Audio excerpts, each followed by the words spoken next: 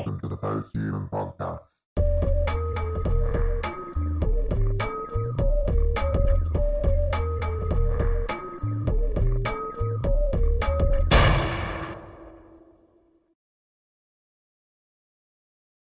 Okay, welcome to the Post-Human Podcast, folks. Tonight we've got a very special guest, Ryan Morrison from the Trilateral Troika.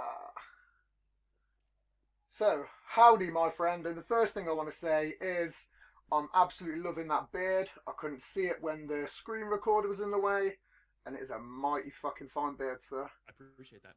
No, so I've listened to a couple of your episodes. Absolutely love them. Appreciate it. Thank you. The ones that I've listened to so far were the Secret Societies. Okay. And I listened to the what was the other one now? I can't remember the second one. I've listened to two so far. When I clicked on them. I was like, oh shit, man! I should have found these sooner. Listen, don't feel bad because half the time I can't even remember what we have covered, what we haven't covered. Like I constantly have to go back myself and be like, oh yeah, no, we definitely talked about that. And normally it will be under, I guess, prompting from one of the Steves that were like, oh no, we've definitely talked about this. And I'm like, sure. I like the fact that you've got two Steves. Yeah. One of my actual questions was, have you ever thought about getting a third Steve? We really have not. I think with three, the confusion factor would be, a little bit high. I don't think, because so I have to, obviously I know who they both are and I can keep them straight like that. But if I'm going back and I'm trying to explain to people the episodes, I have to be like, so there's no differentiation. They're both just Steve.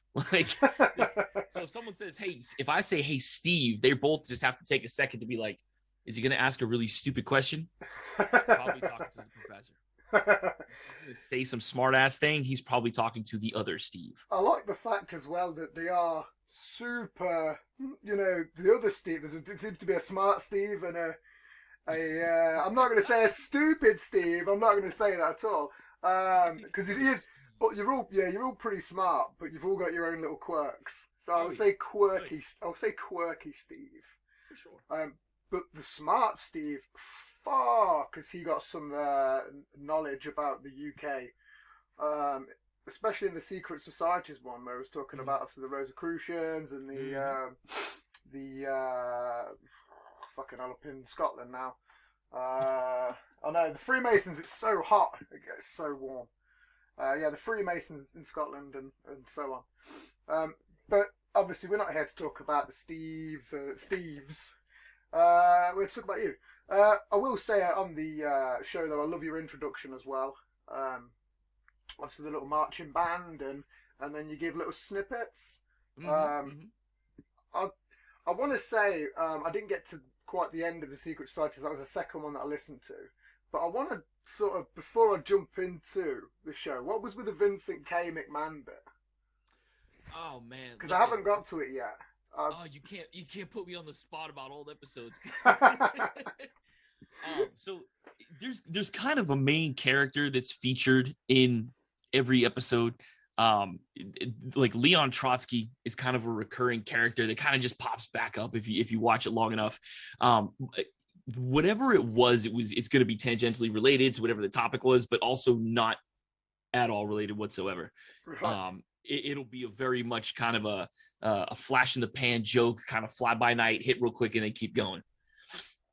Yeah, no, I mean it is a very loose show, but it's what gripped me because as soon as I heard there's so much fucking humor to it, and then there's so much knowledge as well, and it's like this is completely up my street. So I'm gutted I couldn't plow my way through.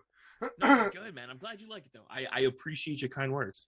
No, it's very good. I'm going to keep listening. I do have a whole bunch of notes because I thought I'm going to press you on this one. What's the bucket incident? Because I've heard that mentioned a few times, and the Pizza Hut bucket incident. Yeah. So it I don't know if you guys. Sorry, do you mind if are you a smoker? Are you a drinker? Oh, okay. Let's light up. I don't know if you guys have this in the UK, but Pizza Hut has a program called Book It. And if you read books, they give you coupons for personal pan pizzas. Basically, the more you read, the more free pizzas you get. And, obviously the idea is to get kids to read by also simultaneously making them fat as shit and cementing our place as the fattest country in the world. We don't have that, by the way. You guys don't have that program? Yeah, no. It's a quick indoctrination because it's only in elementary school here. So it's like that pipeline to heart disease, from prison to pipeline, or the school to prison pipeline. It's now the school to heart disease pipeline, right? But so we used to counterfeit coupons, and because we just by using the copy machine. That's it, and because nobody checked, this was back in like the 90s, so they weren't QR codes. They're just, and minimum wage Pizza Hut kid doesn't care. You just give him a coupon, give him free pan pizza. The kid's like, all right, here, you fucking coupon. But eventually they caught on and got slick, and less than thrilled with the three of us that were doing it. One of my questions was, are you all local in the same studio? Because obviously I've not seen no videos yet. I didn't know if we don't do video. The other two Steves are in Orlando, and I'm in Gainesville. So we do it all through Discord and Audacity. It's such a shame because there's like a Legion of Skanks type vibe going on where I could see you all in the same kind of studio. And you could have to get them on camera to do Zoom and things, but they're very happy with Discord. We're all a bunch of old men in our 30s, so we're all kind of like, I'm not trying to upgrade technology. We'll use what we're comfortable with. I'm 30. It's all right, man. It's not that bad. Listen, it's not bad, but it's bad when I think about it. I'm like, shit. You got 4 years ahead on me, so I've just turned 30, so I'm lucky in that sense. But what's it like when you hit 34? Then is that when you start creaking a little bit more? Listen, I make sound effects every time I stand up. I'm not. This is not. Like, it's yeah. Getting out of bed in the morning is like a whole thing, because if you go out too fast, if you roll the wrong way, you'll throw your back out, and then you're done. You're done for like a week. That's it. I stock an ibuprofen. Yeah, I take a lot of ibuprofen. I fell asleep the other night, and I must have fell asleep with my arm up or something, and I fucked up my neck. So all the way down, the whole back of my neck and my trap was just fucked, and I just couldn't twist. I couldn't do anything, and I kind of felt my age then, but I was like, I don't know. I'm 30. I'm good. If I go to somebody's house that I've never been to before and sleep on a brand new pillow, and it's not a good pillow, it will feel like I fell out a 12-story window in the morning. It's horrific. It's just like I don't. Had a Acme anvil land on your head. Listen, getting old sucks, man. It sucks, and I'm not happy about it. Do you work out or do anything like that? Occasionally. Yeah. I'll go to the gym, but it's nothing. It's more to just so I don't get blood clots, just because I'm lazy. Just to keep. So I can keep my heart rate above 100 for at least a little while a day. Keep the haemophilia away and shit. Yeah. Get more activity than just masturbating and smoking weed. It's a good hobby, though. You gotta admit it's fairly easy to do. It costs very little. There's not free. Yeah, The water bill. You pay the water bill. Jacking off into the sink. The shower, man. Listen, easy cleanup. Jerk off in the shower. I'm a shower jerker. I am a proponent of the shower jerk. It increases the time you're in there. Everybody knows what the fuck you're there for, but you're clean. You know what I'm saying? None of this fucking weird shit where some dudes will just jerk it into a sock and then just pull their pants up and go about their day. That is disgusting. That is fucking filthy. What about people that jack off, like sit on the toilet and then like flop their dick down and then come into sort of the rim of the bowl? Oh my god! Listen, so I don't have that problem. My dick sits on my balls because I'm not swinging. Like I don't. I'll tell you what though, because I'm fat and I am tall, I do need. So there's different toilets. They have long toilets that you can sit on, and they have like short toilets that you can sit on. Again, this may be a strictly American problem, but we have like elongated toilet bowls, and then we have like short toilet bowls. Sounds like and I this. feel like on the short toilet bowls, I have to like stuff my fucking dick in between the seat. It's tight, and I just don't like it. I want comfort when I shit. I think one of the only good things as well in America is you have like bidets, don't you? We don't have those. We don't have bidets. You know, yeah, I thought that was your country was really good for them, man, compared Well, to over no. here. Listen, I tell people. So, okay, I've been to a host of countries, right? I tell people, I'm like, listen, you guys don't understand how cool bidets are, and they're like, a bidet. That's the thing that like shoots water in your asshole. I'm like, are you fucking? I've never felt so clean. Never felt so clean ever. Not once in my life. First time I did it, I was in Rome, right? And I went into the bathroom, and there were two toilets, and one was very clearly not a toilet. It was like looked like a fucking water fountain on the floor. It's like, the fuck is that? And at the time, my ex had come in and she goes, "Oh, that's the bidet. You sit on that after you poop.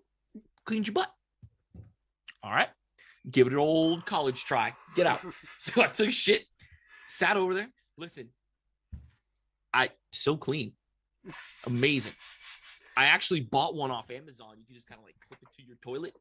And it works like that. But people are they're very weird here about it until they use it. And then the first time someone uses a bidet, they're like, "Oh my God, it's amazing." It's like the first time you use wet wipes. I didn't know you could get a clip-on one. That sounds yeah, it's cool on Amazon. They're great. Fuck. And they're cheap.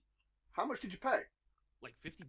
Oh shit, man, that's hella cheap. That's like 30, 40 quid. Yeah, 40 quid. Yeah. Oh. Yeah, I'm getting my asshole cleaned on Friday.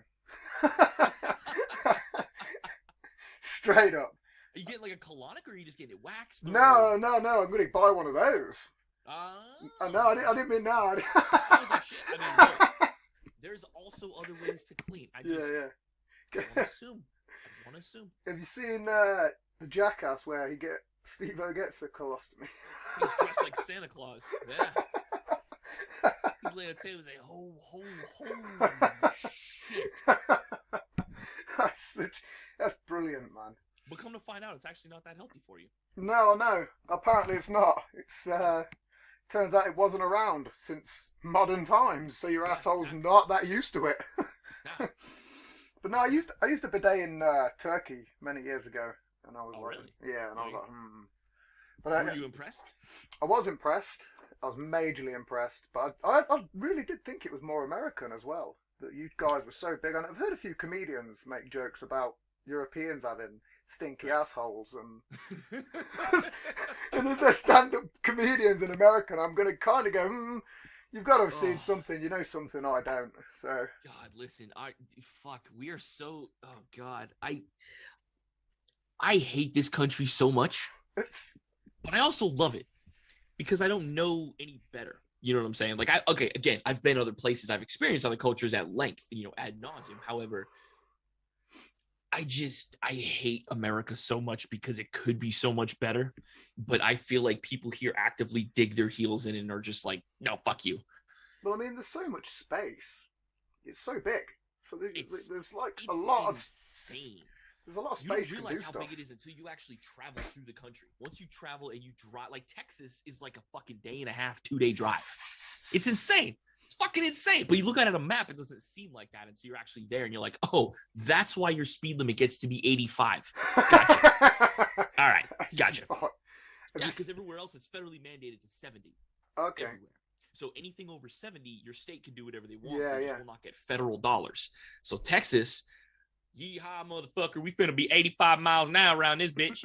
We don't need your federal money. So but realistically, it's the only way you're gonna get across the state in any appreciable amount of time. Have you seen the new Tesla Plaid? I haven't seen it. I want one though. It's so fast. Yeah. Like, there's a video on YouTube and it's just insane. Really? It's got like some crazy amount of thousands of horsepower and. My uncle has a 3. And he let me drive it, and he goes, drive it in the neighborhood to kind of like get used to it because it's not like a normal car. And I was like, what the fuck you mean it's not like a normal car? And I had let off the gas a little bit. The car like lurched, and I was like, what the fuck is this? And he goes, it's not like a normal car. You technically don't ever have to use the brakes because it's charging when it stops. And I was like, oh shit, okay. It's insane. It's such a fucking cool. I mean, the new Tesla Plaid, it's got like 3 engines as well, which is. I know. 3 electric engines. So, why? Oh, fuck knows. Because they're needed. Because they're totally needed. Because it's Elon Musk and he wants a car with 3 engines. It blows my mind that he's not American with that kind of attitude. Like, I need 3 engines. He's like Kylo Ren, just like, more! Dude's not enough. More! Bitch, you don't... What? Bro, stop. You won. Like, you've literally done it. You have made the perfect car. You just need to fine-tune some of the dumb shit about it. But you've made the perfect electric vehicle. You don't need to just... I was listening to a podcast, and he shaped his rocket, misshaped it, so it was off angle deliberately, so it looked like the one out of Spaceballs. So literally, it could have been perfect, could have been so perfect, but he was like, no, I want it to look like one of Spaceballs. Did it even launch? Because I played a lot of Kerbal Space Program. Did it even launch? Well, obviously, that's probably why the first one's fucked up so many times. Because he was trying to get this like cock-shaped rocket rather than it being the normal aerodynamic. Yeah. Can you imagine the designers, the engineers that are sitting there losing their fucking minds? No, you can't. Have you seen? No, but I think we can. No, Elon, you cannot. Have you seen The Dictator with Sacha Baron Cohen? Yes. It's like, it's been a while, but yes. It's like in that as well. He sort of does the same, and he wants a rocket that's shaped like the fucking Acme videos, like some Roadrunner cartoon. And it's like, no, it just doesn't look like. No. It's fucking brilliant. It's so funny. I have got some other. Let's have a look. Yeah, here we go. I got some bullshit questions because I like to just ask random bullshit. If you could own anything on the planet, be it like a place, object, anything on the planet, what could it be? What would you pick?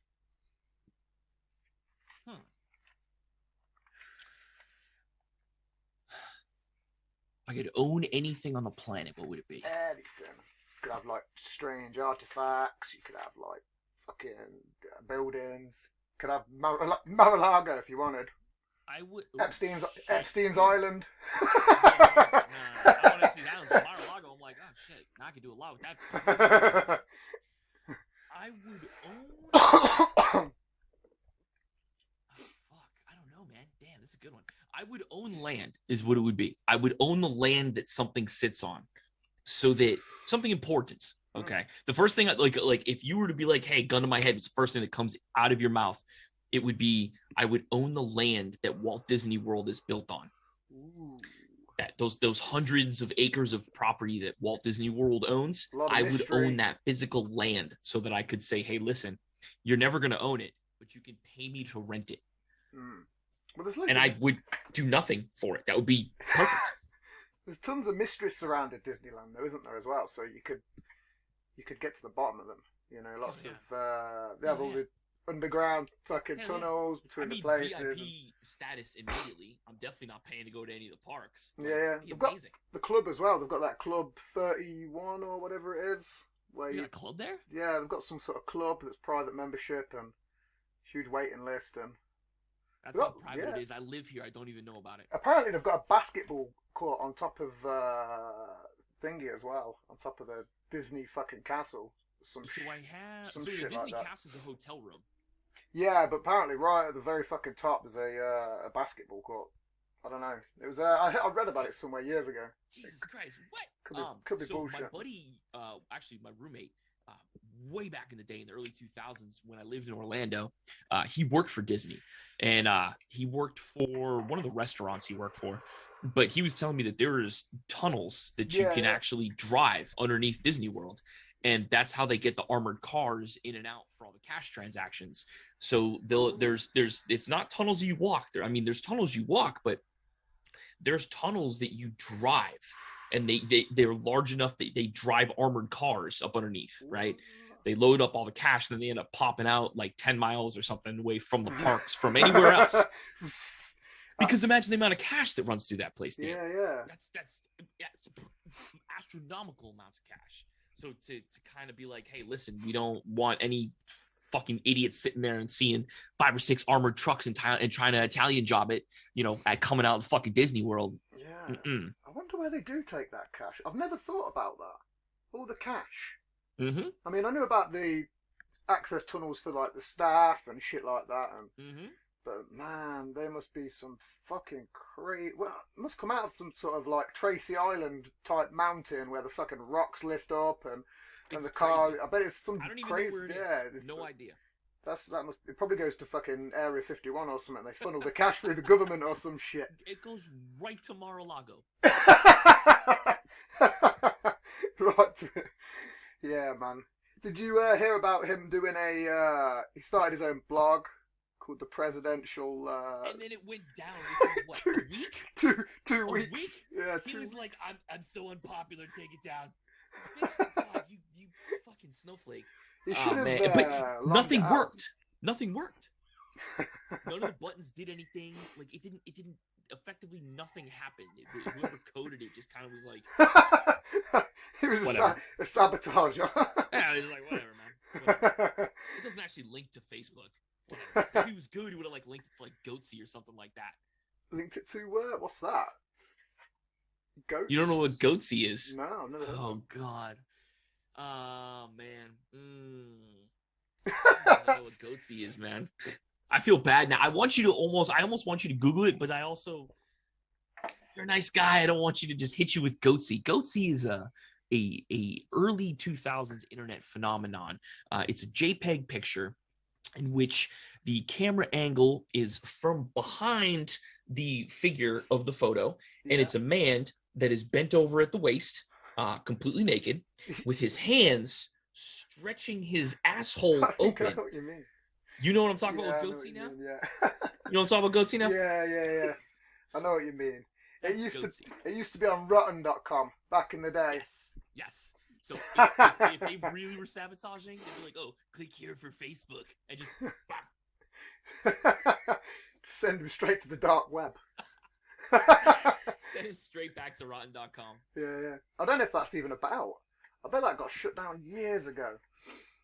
They had Saddam's hanging video on there and shit though, didn't they? It was all around. It was all around that time. Rotten.com is like what molded my generation of youth. You know what I mean? Just seeing that kind of just. It was kind of. And it's always like in middle school. It's like in middle school we all saw it.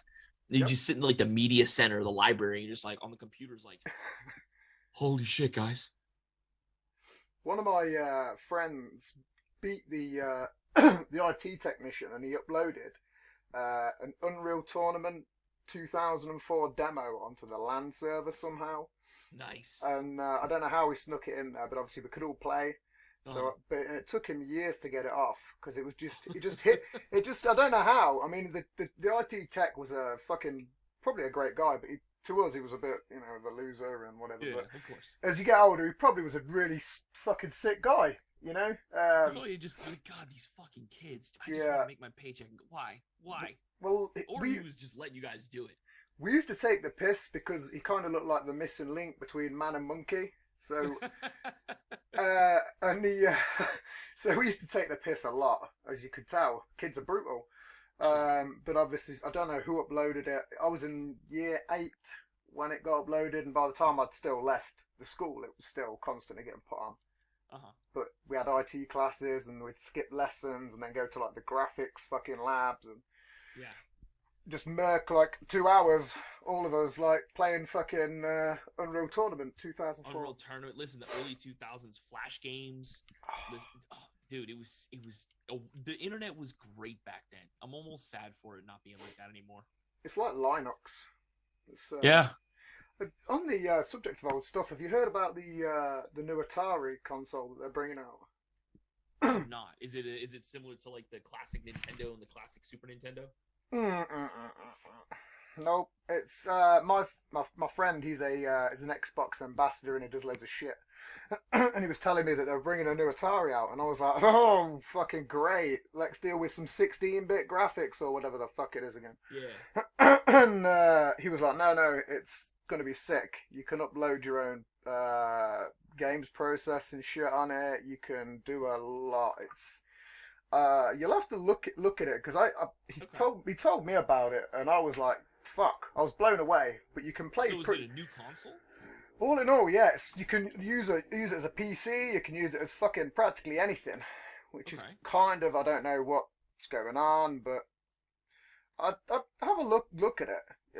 I probably should have fucking found out a bit more info before I just tried to pull that knowledge up out of my brain from the depths of the bullshit that's in there. It's Atari VCS. yeah, it's I think that's it. Sounds a pretty crazy bit of kit. We was discussing the fact that KFC are bringing their own console out. Oh yeah, hey, I thought it was a joke. No, it's real. It's real. Real as fuck. But imagine how greasy you'd get. All the chicken. It's fucking ridiculous. People complained for years about having greasy controllers, and then KFC are like, "Hey, fuck you! I'm just bringing out this fucking chicken box." KFC needs to have some proprietary anti-grease tech. They need to, it needs to have like plastic slip-on covers and fucking. You probably just need to put it in a Ziploc bag and just play it like that, or have special gloves or some shit. You'd think that they'd bring like a McFlurry sort of ice cream one out, because then it'd cool the processor down. Because it'd be broken all the time. Yeah. Did you? Yeah, the one it'd be broken every time you want to play. It's like, nah, it's down for maintenance. Sorry. It's patching. It's patching. Every time you try to get on, no, it's patch. Sorry, can't. Nope, come back a couple hours. Sorry. There's a good little video about McDonald's McFlurries that is on YouTube, and the reason why their machines are always broken. Mm-hmm. And it's just because of the bullshit machine. They've programmed it so it genuinely breaks, and no one can reprogram it apart from the company's own technicians. Really? Yeah, it's a rigged little. It sounds like a very rigged system. It's a good loop. And the McDonald's managers have to pay out for the technician, so it comes out the store profit, which it's like a a loop in which in the middle there's one guy that has to pay downwards into the loop. Occasionally, it's almost like planned obsolescence. It's exactly what it is. It was a pretty good video. It was like 10 minutes long as well. I was like, yeah. But the guy got all the manuals and literally went into a McDonald's and went and pissed about with the machines, and it was pretty cool. But yeah, interesting. The Atari thing. That's just a different league from what I've heard. Okay. Completely different league. Okay. But if I had to pick something from off the planet, I'd pick the CIA. Ooh. Yeah, could have a lot of fun there. Could have a hell of a lot of fun. Oh man, you could tell everybody if aliens exist. Yeah, you could do a lot. Do a lot. Shit. Listen, you'd be my best friend. I'd be like, listen, I need to know who killed Kennedy. Well, that's what I mean. They've got all access to everything. They've got tons of shit and knowledge, and I would have got that's a good one. Yeah, man. Oh man, yeah. Give me a week, I'll give you a better answer. Well, my other answer would have been like the Ark of the Covenant or something, like some crazy godlike weapon that kind of may exist or may not. Fair, you know? fair, okay. Yeah. You can have a bit of fun with it. Again, I'd choose to go for the weirdest options, the obscure ones, where I can go. Oh yeah. The more obscure, the better. I mean, you could pick to in the Grand Canyon. There's meant to be a lot of secrets and shit in there. Really?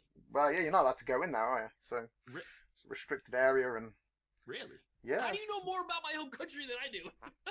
I don't know. It's I don't know. It's weird because I know more about America than I do this country, which was why I was so impressed with Smart Steve's knowledge of the UK and the Commonwealth. And oh yeah, no, listen, he is a wealth of knowledge about things. Like he is a history professor. So oh shit, okay. Yeah, like he has I want to say his master's, but he may have his doctorate. But I want to say he's got his master's. Man. Yeah. I mean, I'd have expected some sort of high education just because of how much knowledge he was just pulling straight out of thin air. Mm-hmm. And you could tell that because you can't really script the way your show is. Mm-hmm. I mean, you can have like an overall script, but there's so many tangents and he comical has moments. Like a very outline-ish kind of thing that he goes by. Steve and I we sit there. We have no prior knowledge before we start or before we hit record. We don't know. So once he starts talking, we're kind of like, oh, okay, there it is. Oh, but we know nothing. We know absolutely nothing going in, unless it's something that we have already had prior knowledge of. See, before introduction. That's a really good way to do it. It's similar to the dollop. If you've ever listened to the dollop. Yeah, I have. Yeah. Similar to the dollop, except there's 3 of us. 2 of us are clowns. But that's what I was saying. It could almost be like a knowledgeable legion of skanks. You know, you could Yeah. start getting more and more people, and you know, you could have 2 smart people, 2 clowns, and but because of the way it weaves and flows, it's you know, you just get glued to it. Yeah.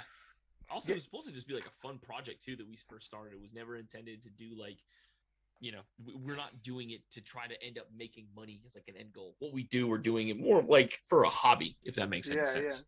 Well, that's all I do it as. I mean, I don't work because I've got like a fucked up foot that's not very good. I'm not like a complete benefit scrounger. But no, I'm a stay-at-home dad, but I've got like 3 toes on my right foot, so it's and it's pretty fucked up. I've got missing bones and all this Gnarly. shit. Yeah, it's pretty. It is a pretty gnarly looking thing. It's pretty fucked up sometimes, but it's it has its plus sides, I guess, because it gives me an unlimited amount of podcasting time. Hell yeah. Hell yeah. But I still see it as a hobby. But you know, if I can pump out several shows a week, just in like free flow like this, then fingers crossed. You know, 3-4 years. You know, you got to get somewhere in 5 years at least. But even then, still be a hobby. I know people that think that, you know, if you do a podcast, you're in it to make money. Or I know people that have started them trying specifically to make money. I'm just like, don't do it. You're going to be sorely disappointed. You cannot compete with the fucking Joe Rogans. You can't. Like, it's not. You know. Yeah, I mean, I'm a huge fan of Joe Rogan. Huge fan of his show. And I like the show. I like to cherry pick. I cherry pick his episodes because some of the people he has on, I'm just like, why? What do you with this fucking bullshit? Come on. What's been your some of his stuff is good. What's been your most avoided episode? For Joe Rogan? Yeah. Every time he has Ben Shapiro on, or Candace Owens on, or the time he had Jordan Peterson on. These free thinkers of the intellectual dark web. You're morons. You're fucking morons. I give credit to Joe Rogan because he said that he is a moron. He admits it. He's like, I don't know what the fuck I'm talking about. Yeah. So I kind of give him a little bit of credit that he at least admits he's an idiot. But also, I'm also kind of like, dude, you're letting people come on that say some very questionable things, like, and you're broadcasting that to so many people. It's just irresponsible. Many people. It's funny because irresponsible. Every time he fucks up, he gains more traction. Yeah, and that's the other thing too. It's infuriating. I wish I got more popular the more I fucked up. I'd be like, goddamn, the most popular movie star in the world. I know. It's just. Do you know what it is? It's because people post clips, these little clips, and then people then go, oh, well, what's the full tale of this? And then next thing, they've watched a whole fucking show, and they're like, oh, no, I get it now. And then they're a fan. But years ago, he had some great episodes years ago. But it's just kind of like, I don't know. I've watched it recently, and it's kind of his comedian friends, and it's just kind of very not funny. I don't know. When he had very intelligent people that were coming on and talking about things, it was super awesome to listen to a 3-hour show. I don't. Did you see the one with Duncan Trussell? 1666. It's just literally come out a couple of days ago. Oh, if it's just recently. Yeah. That was quite an interesting one. I mean, it's just finding time. I used to watch it quite a lot, and again, it's probably every fucking person's for doing podcasting. You know, a lot of people have started podcasting because of him. Yeah. But he does some. I mean, some shows. I'm not really a fan of the MMA companion shows or anything like that because I can't see the point of watching people talk about a commentary when there's two sets of commentary. Yeah, you get what I'm saying?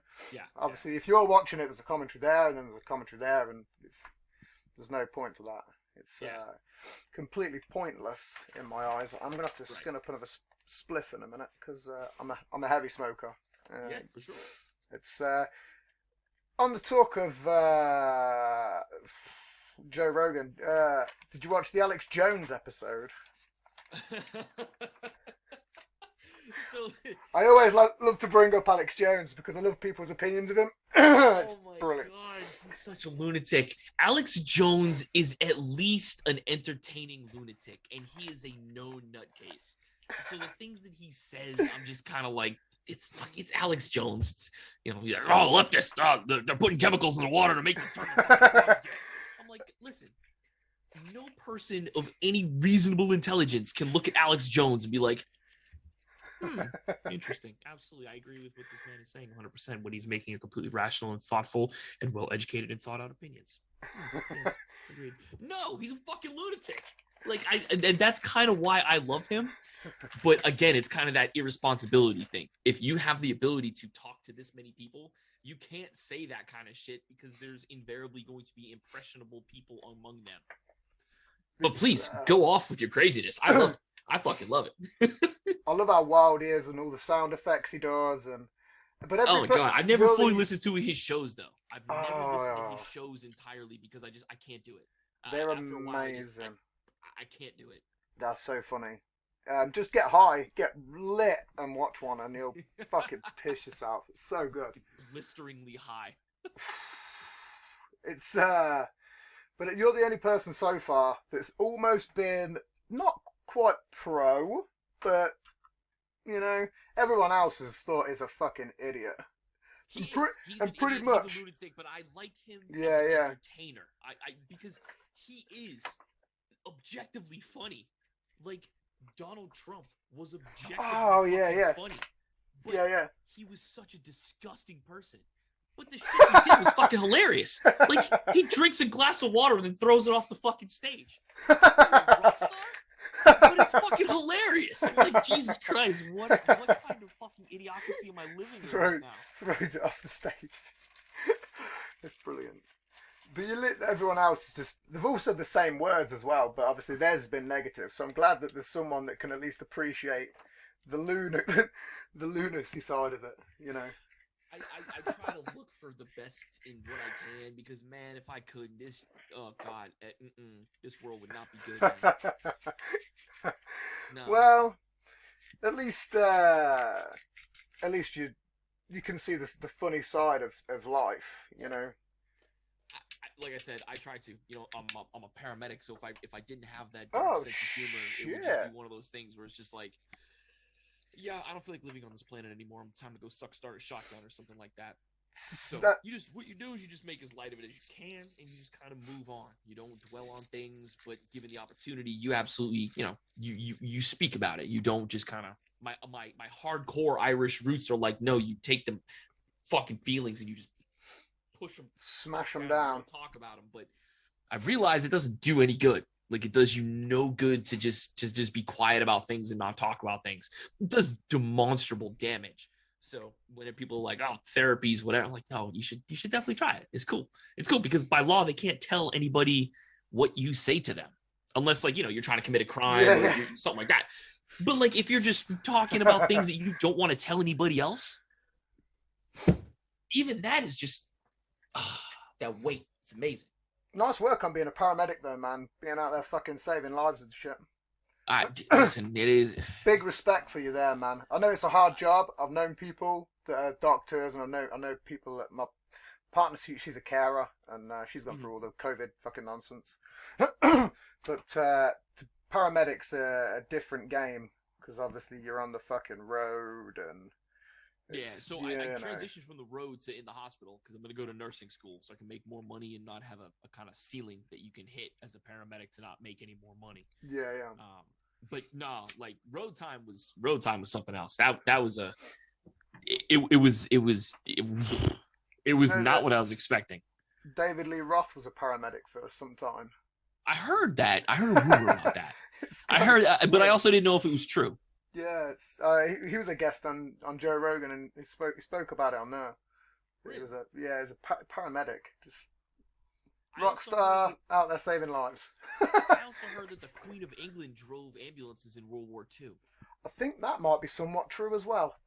I've seen videos of her whipping a Land Rover around like the palace grounds. It's fucking hilarious because she's like 4'11" trying to see over the steering wheel, and you just see a Land Rover just fucking kicking up dirt, doing figure eights. Yeah. Let her drive. Yeah, Terrifying. she's got with the fucking dogs in it as well. The little That's corgis. terrifying. I live in Florida, the king of, or the fucking land of the old people. I know how these assholes drive. That is terrifying. That's kind of cool that you live in Florida because one of my questions was about Florida. Uh-oh. Have you ever come across any of these big fuck off gators or big snakes? Oh yeah. Oh yeah. All the There's time. tons of videos, and I'm like, All fuck, the time. man, dude's like a dragon. So, right by my house, a couple miles from my house, we have what's called Payne's Prairie. It's gigantic, swampy grassland, right? And there's like these observation places. So it's basically like a boardwalk that you can just walk through. And when I say boardwalk, I mean just wooden planks, right? Like railings. And they'll tell you, don't go off this trail. If you go off the trail, you kind of on your own, because there are gators, and there are large gators in there. And I mean, they'll be right fucking there. I know people that will ride their bike down the trail. There's a bunch of biking trails around here, and they'll just gigantic fuck off gator right in the middle of the trail, and they just have to stop. You can't go around it. You don't want to get anywhere near that thing, and to go off the trail is impossible with just the underbrush. So you just got to sit there and wait for him to move. And if he's sunning, if he's sitting there sunning in the sun, he doesn't want to move. Yep, you're fucked. Just turn around, go the other way. Well, I've heard it's just like grassy marsh, swampland, and tall grass, and you've got fucking gators attacking snakes, and snakes attacking gators, and snakes all over the place. Fuck all to eat, and it's wow. My roommate's terrified of snakes. Terrified of them. And I try to tell her, like, listen, like, snakes are not bad. Like, they're good. They'll get rid of like the bad shit you don't want around, like rats and shit like that. Yeah. And we have a couple snakes that like live around our house, and I say that because I keep seeing the same snake around, so I'm pretty sure they just like chill in our area. But sometimes she came home like a week ago, and she was like, "There's fucking snakes in the driveway. Can you turn the lights on and get it out of here? I can't get out of my car." I'm like, what do you think that snake that is this fucking big? Because it's this big. It's a corn snake. It's tiny. It's tiny. It's like. I'm like, Natalie, what do you think the snake's gonna do to you? He's what the fuck? First of all, he's this goddamn big. Second of all, he's this goddamn big. Third of all, what? She's like, just come here, just get him out of here. I'm terrified of snakes. So I mean, like, we see them all the time. There are the big fuck off ones though, and you don't want to see them, but you absolutely will if you go to places like the prairie and like to the swamps in that place or those kind of areas. Yeah. Do you think that years ago we used to think, because obviously there's like myths about dragons and big fuck off creatures. Mm-hmm. Do you ever think it was just like a time where there was like big gators or big, Oh yeah. I mean, gators are like hundreds of years old. The real big ones, they can be like 100, 200 years old. Yeah. Like, alligators are effectively dinosaurs, right? So, yeah. I might have. They're terrifying too. It's a weird question because it's probably not true, but I could have. If it was me, and I was walking along back in the day, kind of fucked out my face because everyone was taking hallucinogenic drugs and pretty much everything. Mead was full of fucking ergot, and I was walking along and I seen this big fuck off gator. I'd think it was the dragon or some shit, and I'd get everyone else involved, and we'd have to get some guy to come and slay it. And so there's a theory that the manatee, which is a Florida creature that lives in our the springs and things like that. It's a freshwater, I think. It's freshwater. Yeah, it's gotta be freshwater. It's in the spring. So freshwater. God, I sound like a fucking idiot. It's a freshwater mammal. Yeah, it's a fucking mammal too. It's a mammal, yeah. Called a sea cow. It's fucking huge, right? But there's theories that sailors saw manatees and confused them for mermaids somehow. Yeah. I know. I've heard that. Again, things that just kind of go over my head. I'm like, all right, man, cool. Whatever you say, dude. It was a different time. It's a different time. I guess. Isn't there a cartoon where someone's sailing and there's a manatee on a rock, and it's like there's a joke? It's loosely there in my head. I can't remember if it's new. It might be something like Disenchanted or something. Oh, that's a great show. Yeah, it's something I always like have that on the background of like playing like COD or something like that. Just something like Futurama used to be my go-to. My childhood, grow up, and then Disenchanted. It's so similar. It just kind of falls right in. I went back to I went back to Futurama not long ago during the pandemic, and I forgot how good it was. I was like, "Fuck, man!" Such a good show, man. I have to there's skip so the many dog good the dog jokes. episode though. Yeah, that's I kind gotta of skip sad. the dog episode. That one and the lucky the 4-leaf clover one Yeah, too, yeah, with his yeah. brother. Yeah, there's a couple of them was like, nah, I don't feel like kicking the ninjas that chop onions out of my bedroom today. I'm just gonna sit here and watch all like the fun, cool episodes. It's so easy to cry over some shit, you know. Most people won't admit it, but sometimes if you watch the right thing and you're in the, the wrong or right kind of mood, you know, you can get a bit. And it just hits you out of nowhere Yeah, too. yeah. Because you're not expecting it. It's always like a right hook. It's always like, man, cool, this episode. What the dog? Boom! And you're crying. And then if somebody walks in, like, what are you doing? Nothing. I have a. It's Futurama, dude. Are you crying? Shut up! You gotta see. You just watch. Get about it. I've got a theory that the original Terminator isn't a sci-fi film; it's a love story. Because it's essentially about some guy who goes back to save the woman he loves. Mm-hmm. That is, I mean, it's irrelevant that the Terminator's kind of even there. Because the main fucking thing is that he's going back to protect her from the Terminator. And, make sure that nothing ever happens. I'll give you that. Yeah, it's I'll give you that. Yeah, I'll give you that theory. It's such a theory that I got hella depressed once years ago, and I watched it because I thought this ain't gonna fucking penetrate my emotional barriers. It's the goddamn Terminator. It's not gonna happen. Not gonna happen. And I sat there. Nope. And I got really high. Yep, I got really high. I got really, I got a little bit drunk. I got a little bit drunk, and basically, as I sat there watching my way through it, I was like, man, he really loves that woman, don't he? And then it was just kept going, and the plot thickened in my head. And then next thing, I was like, man, this is the greatest love story ever told. and I still believe it is. If you ever have a fucked up moment, watch it. And then I've told everyone to just, that same theory. To whenever they have a fucked up relationship and break up, watch the Terminator. And then with that plot in mind, right. And I guarantee you'll probably cry. Because you'll be like, he's dying and he's fucked up, and then it's his kid. 1995's Speed with Keanu Reeves and Sandra Bullock. Great film, man. It's a great film. Speed's good. But listen, while I don't think that the story was written to be a love story, right? Yeah. It definitely ended up being a love story. I think most films from that era are love stories. Die Hard, absolutely. Yep, I was gonna say that. Rambo. Hell yeah. What? That's a love story to how much Rambo hates the U.S. government. So, if you watch, I remember watching Rambo as a kid, and I was like, oh man, cool. So it's like an army guy shooting guys. It's pretty much what I got out of it. You go back and you watch it under the eye of a 30-year-old, it is a completely different fucking story. Like, it's completely different. And it's so much better of a story, too. Where you got a guy who's, like, double-crossed by the government. It's like, but they're just kind of, like, fucking it. Like, come on. Like, he's killing American troops, but, like with PTSD coming back from Vietnam. And, like, yeah. There's more to it than just Army Man good, if that makes sense. I wouldn't have pinned it in the love category, though. But I wouldn't have put it as an action film, either.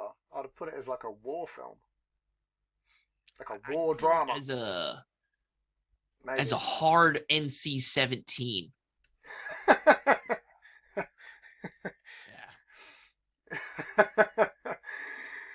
Here's a... fucking... Yeah. That's why it isn't a love story, man. Because there's no. That movie could be improved by one good sex scene. Yeah, there's no banging in that woods. When he goes into that little is it a little cave or a cabin? He goes into some fucking thing and he patches himself up, doesn't he? And, hey, what's the best love story? Yeah. Just a man by himself. It's free.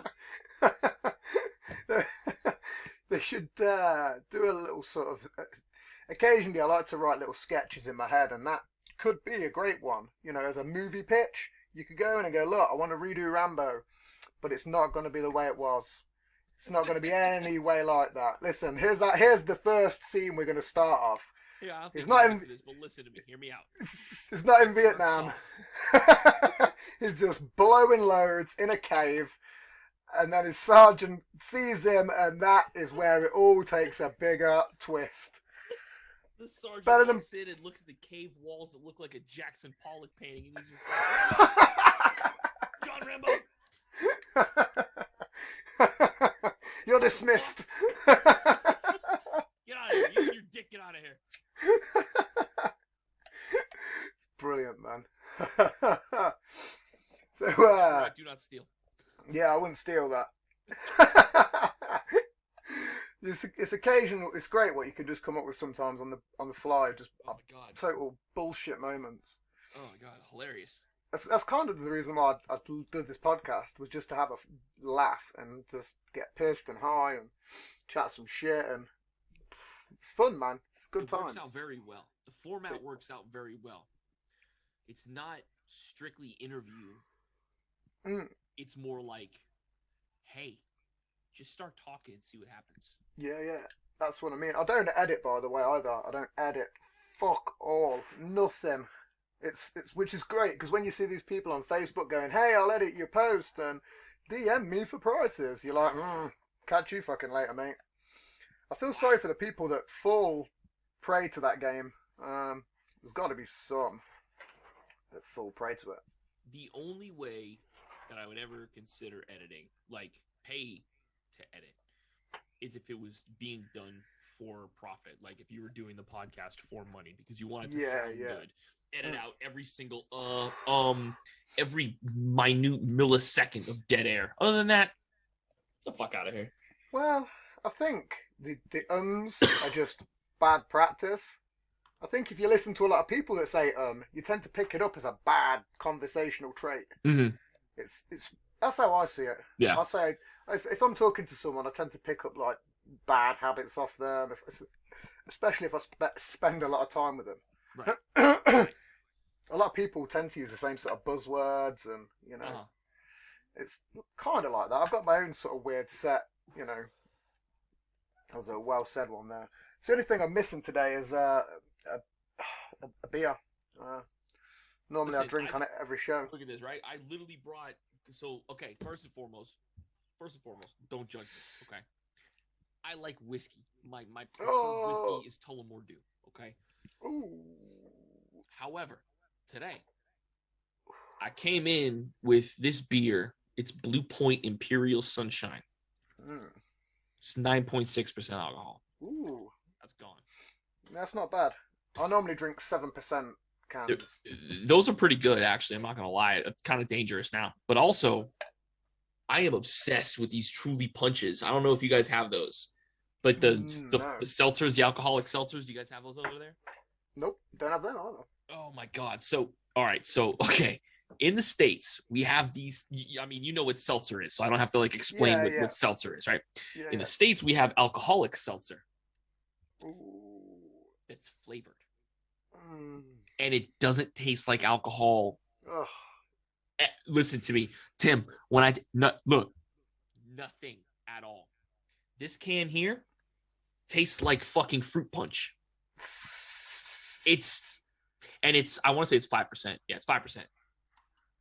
12 cans to a pack, 5% alcohol. Generally, 6 of these and a couple hits of this, and I'm right where I want to be. Normally, I'll get like 10, 12 cans, maybe. I'll plow. I'll pretty much take maybe 3 or 4 before the show, and then just steady, you know.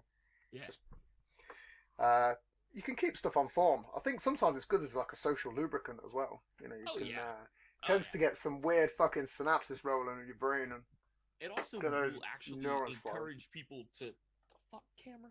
It will actually encourage people also to speak more too. They won't just sit there quiet. If you get someone who gets just the right level, because if you get somebody to drink too much, they won't really talk at all. But if you get them right at that level, they'll actually have decent, engaging conversation.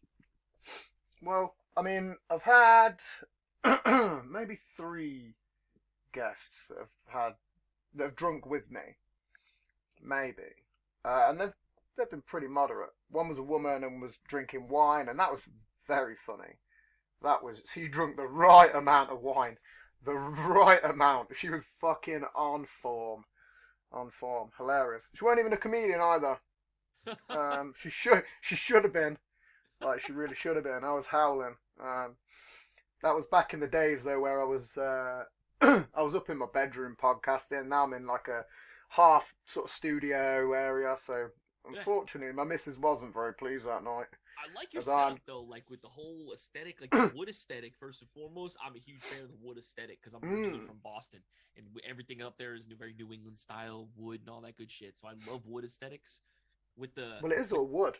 Yeah, so I can see the wood, so I'm just like, oh man, I fucking love it. And then like I don't know, I'm like in my bedroom.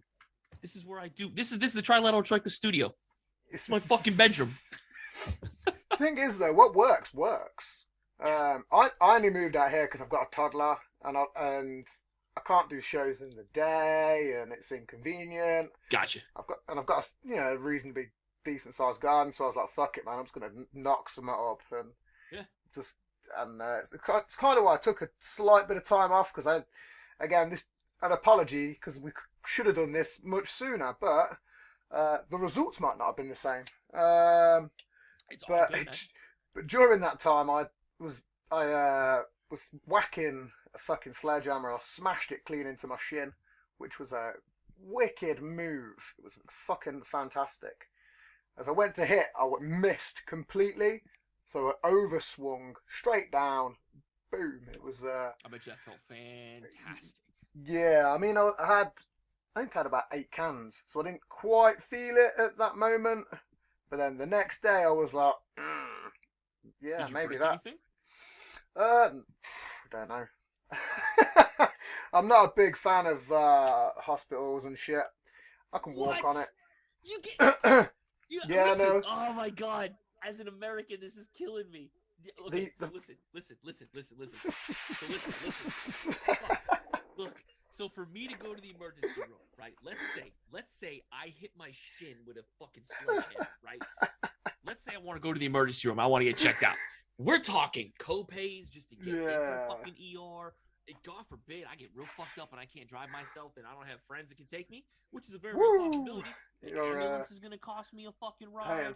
Then I got to pay for the ER bill itself, which if you're in the state of Florida and you're in the specific healthcare system that I work for, you'll pay an ER visit to the facility and you'll also pay a bill from the doctors that work there. 2 separate bills, and you know what? They're right about the same amount of money, in the thousands, just to see the doctor.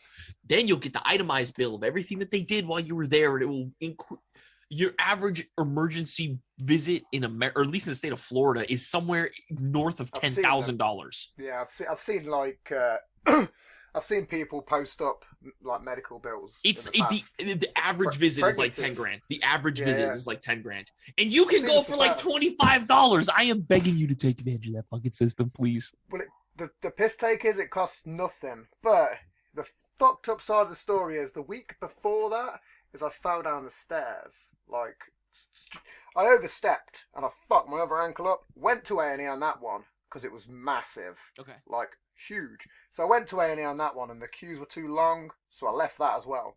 So I got there and it was like 200 and I was like, fuck that, see you later. 200 got a text. Minutes? No, 200 people in a queue. And I'm... How fast do they run through the queues? Okay. Probably not. Yeah, I'm not. I just went home, left it for 4 days, and then it was fine. But then several days later, I was building this fucking studio, and then I fucked my other one up, and it was fun. I'll send you some pictures. Looks pretty fucked, man. Yeah. Looks pretty gnarly. Yes. Like the size of it's pretty fucking crazy. I'll send it. Well, I haven't got you on like Facebook, which is a shame. I need to get you on Facebook. if you just look up my name as you know it, I'm on Facebook. My profile cool. picture is a black and white picture of a dragon walking away, giving the finger, saying nope. Yeah, man, I'll get it. But listen, that's fucking insane. That's fucking. It blows my mind. I have had friends that have gone over there that have been like, "Oh yeah, no, I broke my fucking leg when I was in Ireland, and it cost me $27.50 to get it fixed." I'm like, "God damn, $2,750? That's it?" And like, no, like $27.50. I think that's because obviously it's from America and it's in Ireland. I don't know what their system's like. I'm not entirely sure. Well, when they broke it, they were in Belfast, so that would have been part of the UK and Northern Ireland. So I'm pretty sure they would have went through the NHS. Yeah, they were traveling to Republic, but they got injured, we'll say, in the northern part. Yeah, I can't find you. I'll send it you in a bit. Can't find it. It's the joys of not having a co-host. It's the only thing that when you was talking about having like a producer, that's kind of what you need, is sort of like a co-host. Mm-hmm. Because that can do that sort of, pull that kind of shit up, yeah, kind of deal. You know what I mean? Like that's what you need. Yeah. Pull need up a picture of the chimpanzee pulling that woman's face off, Jamie, real quick. Yeah, just put that on the big screen. Like what? No, Jamie, don't put that up there. No. The frog having sex with the chimpanzee having sex with the frog. What the fuck? No, don't put that up there. No. Oh man, that chimp looked like he was having a great time. Oh Not even gonna fucking lie. Jesus That's crazy. Are you a conspiracy type person? Oh man, I love them. I love every conspiracy. I fucking love conspiracies. Do I believe in them? Probably not. 99% of them, no. There's a couple that I'm like, that have been proven correct, like MK Ultra, proven correct. Oh yeah. But like, depending on what conspiracy you want to talk about, is kind of, I would be coin flip whether or not I believe in it. Do I believe we went to the moon? Absolutely. Do I believe that Bush did 9/11? Kind of by inaction. But he did it by inaction because we knew something was going on, and we knew something was going on with the intelligence we had was specifically to do with airplanes, and there was just no action on his part. So did he do it? No. Did he have anything to do with it? No, not directly, but just by virtue of being a fucking clown. I mean, could you stop it? Probably not. Like at that point, you probably couldn't stop it, but you still didn't do anything. If that makes sense. It probably wouldn't surprise me that Rotten Tomatoes got taken down because there was tons of 9/11 videos on there back in the day as well. It's kind of offensive to hear somebody be like, "Oh, 9/11 was fake." 9/11 was this, 9/11 was that, because I have a distant cousin who was killed in 9/11 in the towers that worked for FDNY. So I'm kind of like, I understand that with grand conspiracies, a lot of people have they have a difficulty to conceptualize what happened, and they look for comfort in knowing what happened.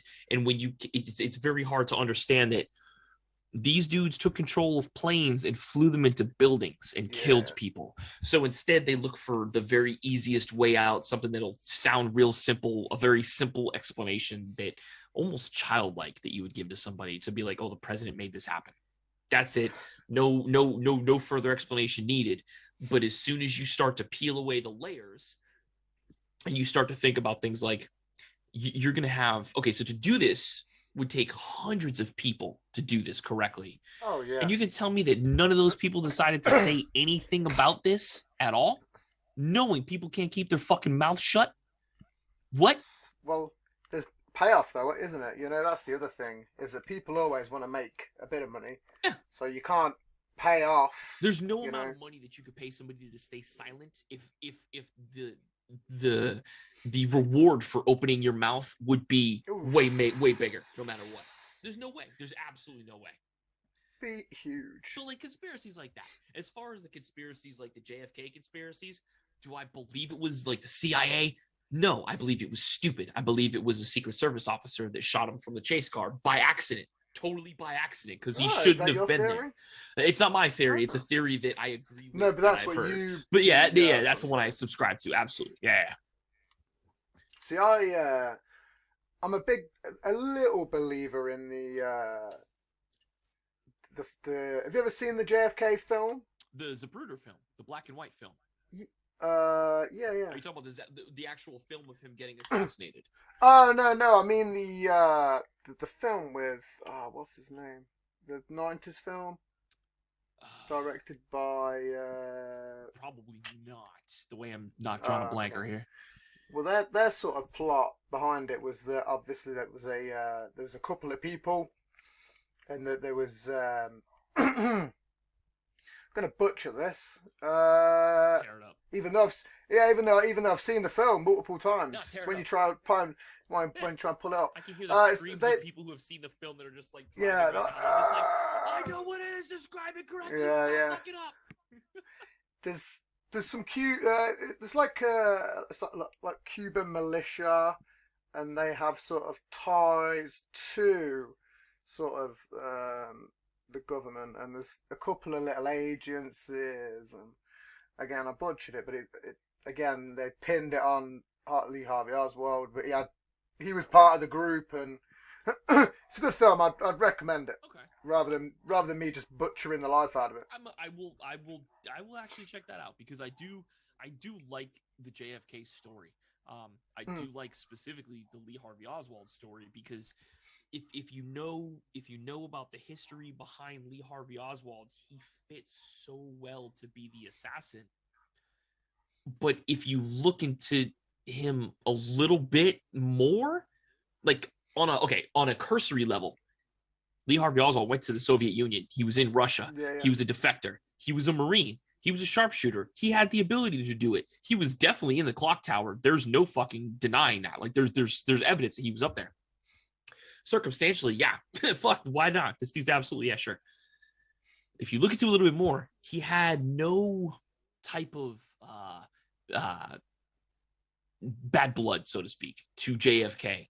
He had bad blood to the governor of Texas, who was in that fucking car that's sitting directly ahead of JFK. He had said in his journals, in his own handwriting, he wanted to murder the governor. So it's like he didn't have a thing for Kennedy. I really don't think he actually wanted to kill Kennedy. I think he wanted to kill the governor. He missed. And when he missed, he riled up the Secret Service in the chase car, who one of the guys was like a rookie, essentially. Like, I don't know how long he'd been there, but it was a rookie officer that was holding the brand new rifle that was still new to American law enforcement, all that, the M16. And when the car lurched forward because a multiple gunshots rang out in Dealey Plaza, he kind of stumbled and pulled the trigger and killed JFK. Bear me 2 seconds. You what? Yeah, can I get a coffee while you come down here? Nice one. Cheers, babe. Sorry, bub. I know. I wished I could have a beer, but no. I mean, I've heard about the rifle and stuff like that. You should watch. I mean, the film's based upon a couple of books about one of the guys. It was to do with the communists, and there's something to do with some Cubans as well that got fucked over. It's briefly coming back to me, but again, don't take my word for it. Watch it because I could have. No, it could have been about anything right there. I'll definitely check that out because, like I said, that whole, like, how you could tie one person's assassination into the Italian mafia, Cuba vis-a-vis Fidel Castro, the CIA, the FBI, Lee Harvey Oswald, aliens. There's so many conspiracies. Matter of fact, I want to give a quick shout out to the last podcast on the left. They don't need any more advertising. They're fucking huge. It's a great podcast. It's one of my favorites. They did a 5-part on Kennedy and the Kennedy assassination. Oh. It's episode 400 through 405, and it was amazing. And it was fucking incredible. I was like, this is awesome. This is because they give a very in-depth dive into Lee Harvey Oswald's backstory for like 2 or 3 episodes leading up to the assassination. And then after they do the assassination episode, they do the conspiracy theories and then the what we think happened episode. It was a perfectly structured, the speed, the pace. It was by far one of my favorite series that they've done. I'm going to have to definitely, I've just literally wrote that down on a bit of paper there. But I have listened to a couple of the Last House on the Left ones. Oh, they're great. I have just not really listened to too many because I mean, there's so many podcasts out there. Oh yeah. Once you start liking one, and then you go, well, I'll listen to a few of these, and then all of a sudden another one comes along, and next thing you're like, you've got 10, 12. Rotation for every time they drop one, I will listen because I do a lot of my podcast listening when I drive, and so I mean I'm constantly running through them. So they're on the daily listen. Like whenever they post a new one, just boom, I'm listening. I'm there. Who else is on your dailies? Dailies, them. Behind the Bastards, Robert Evans does a podcast on the worst people in history. Very, very recommended. Joe Rogan is on the dailies, but it's more of a, hey, who's he have on? Who the fuck is he? Who am I listening to before I commit to a 3-hour episode? So he's on there at least. There's Wizard and the Bruiser. They are a video game retro kind of social pop culture kind of podcast.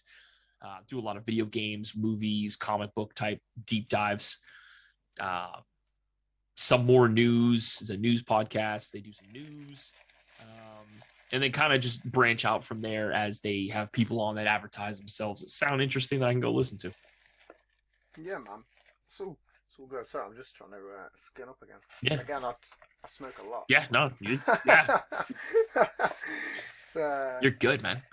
It's one of my joys in life. And again, this is another reason why I'm glad I can fucking podcast out here. Because I can't smoke indoors. Again, children, man. You know? Of course. That's stupid. Just let me grab some roach from off my shelf. What's your thoughts on the people that believe in flat Earth? Oh my god, they're fucking lunatics, man. Like, again, they're lunatics. Like, the people that believe in flat Earth are not even funny. They're just lunatics. Like, they're... Oh, man. Like, what about Hollow Earth? We have pictures of the fucking Earth. Oh, Hollow Earth is just... I feel like the group of people that do Hollow Earth is so small that I don't know enough about them in particular. I just know kind of like what they believe in, that there's like some subterranean race of people that live in the core of the Earth. Mole men. They're mole men. That's kind of what makes it even better. Overall, but normally when you see it in like pop culture references, like there's people living under the sewers, like the mole men, aren't they? Yeah. Subterranean people. Okay. Yeah. Like chuds. But I mean, they're lunatics. Like the film. They're lunatics. Flat Earth, Hollow Earth, lunatics. Have you heard the story that apparently there was some people drilling through a hill or something when there was carving some tunnels under like Area 51 and whatever, and then they had a fight and a war with some subterranean people. There's a real what? There's a real documentary, and it's in there.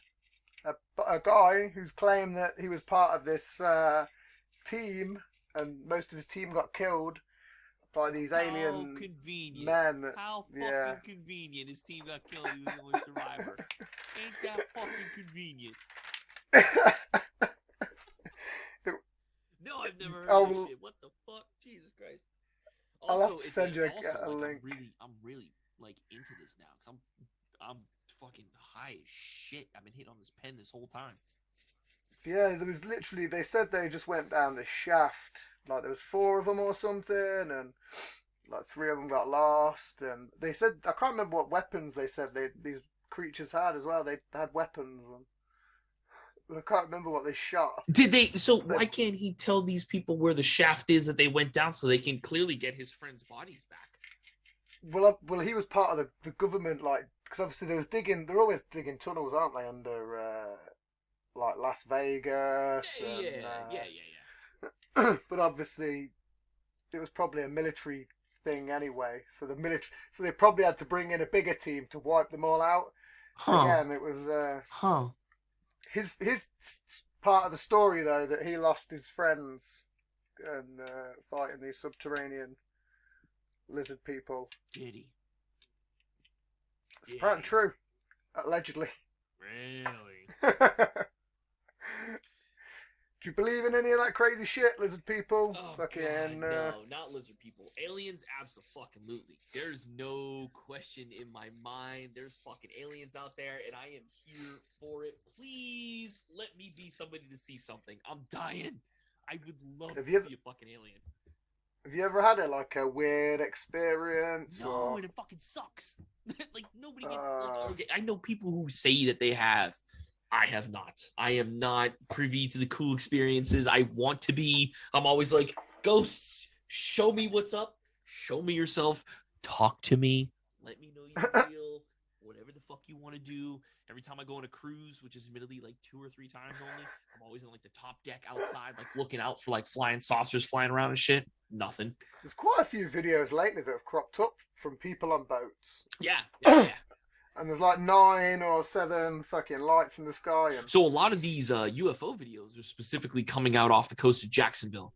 And Jacksonville is probably an hour and a half from my house. And where sometimes I've gone on my cruisers, or one of the times I've gone on my cruisers, we live out of Jacksonville. Nothing. I want to see something. I want to just see something to let me know, to kind of validate my beliefs that there is something out there. They're meant to be dropping the report today, I think. Really?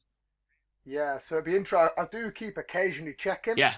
Because it'd be interesting to capture that fucker Hell on yeah. the podcast. Hell yeah. As it goes. But again, I'm not quite sure what time, but they're briefing it.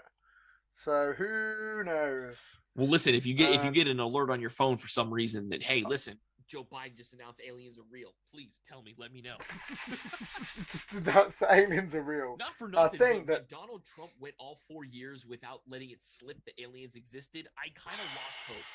I was like, he slipped it into the COVID bill, though. He's the one that slipped it in there. No, but like, I'm pretty to admit that, hey, like we've had contacts with extraterrestrials. We've acted like we know, like Area 51. We actually have a spaceship. We did autopsies on aliens, which I mean probably didn't happen, but like he has, or the president has access to classified information that obviously the public won't have for another 20, 30, 50 years, right? The fact that he didn't let it slip that, oh, we're in contact with extraterrestrial beings, kind of, yeah, it disappointed me. They didn't give it him, man. I guarantee it. That was what my buddy told me. He's like, they didn't give it. He's too fucking stupid. They didn't tell him. Yeah, all right. They're going to tell him. The first thing he'll do is open up a casino shaped like a UFO. He'll be like, I ain't telling anybody. Don't worry. I won't be letting it slip. The best prices in the galaxy. Okay. Yeah. Margaritas 2 for $5, 5 for $10. Okay, I'll give you the best prices in the galaxy.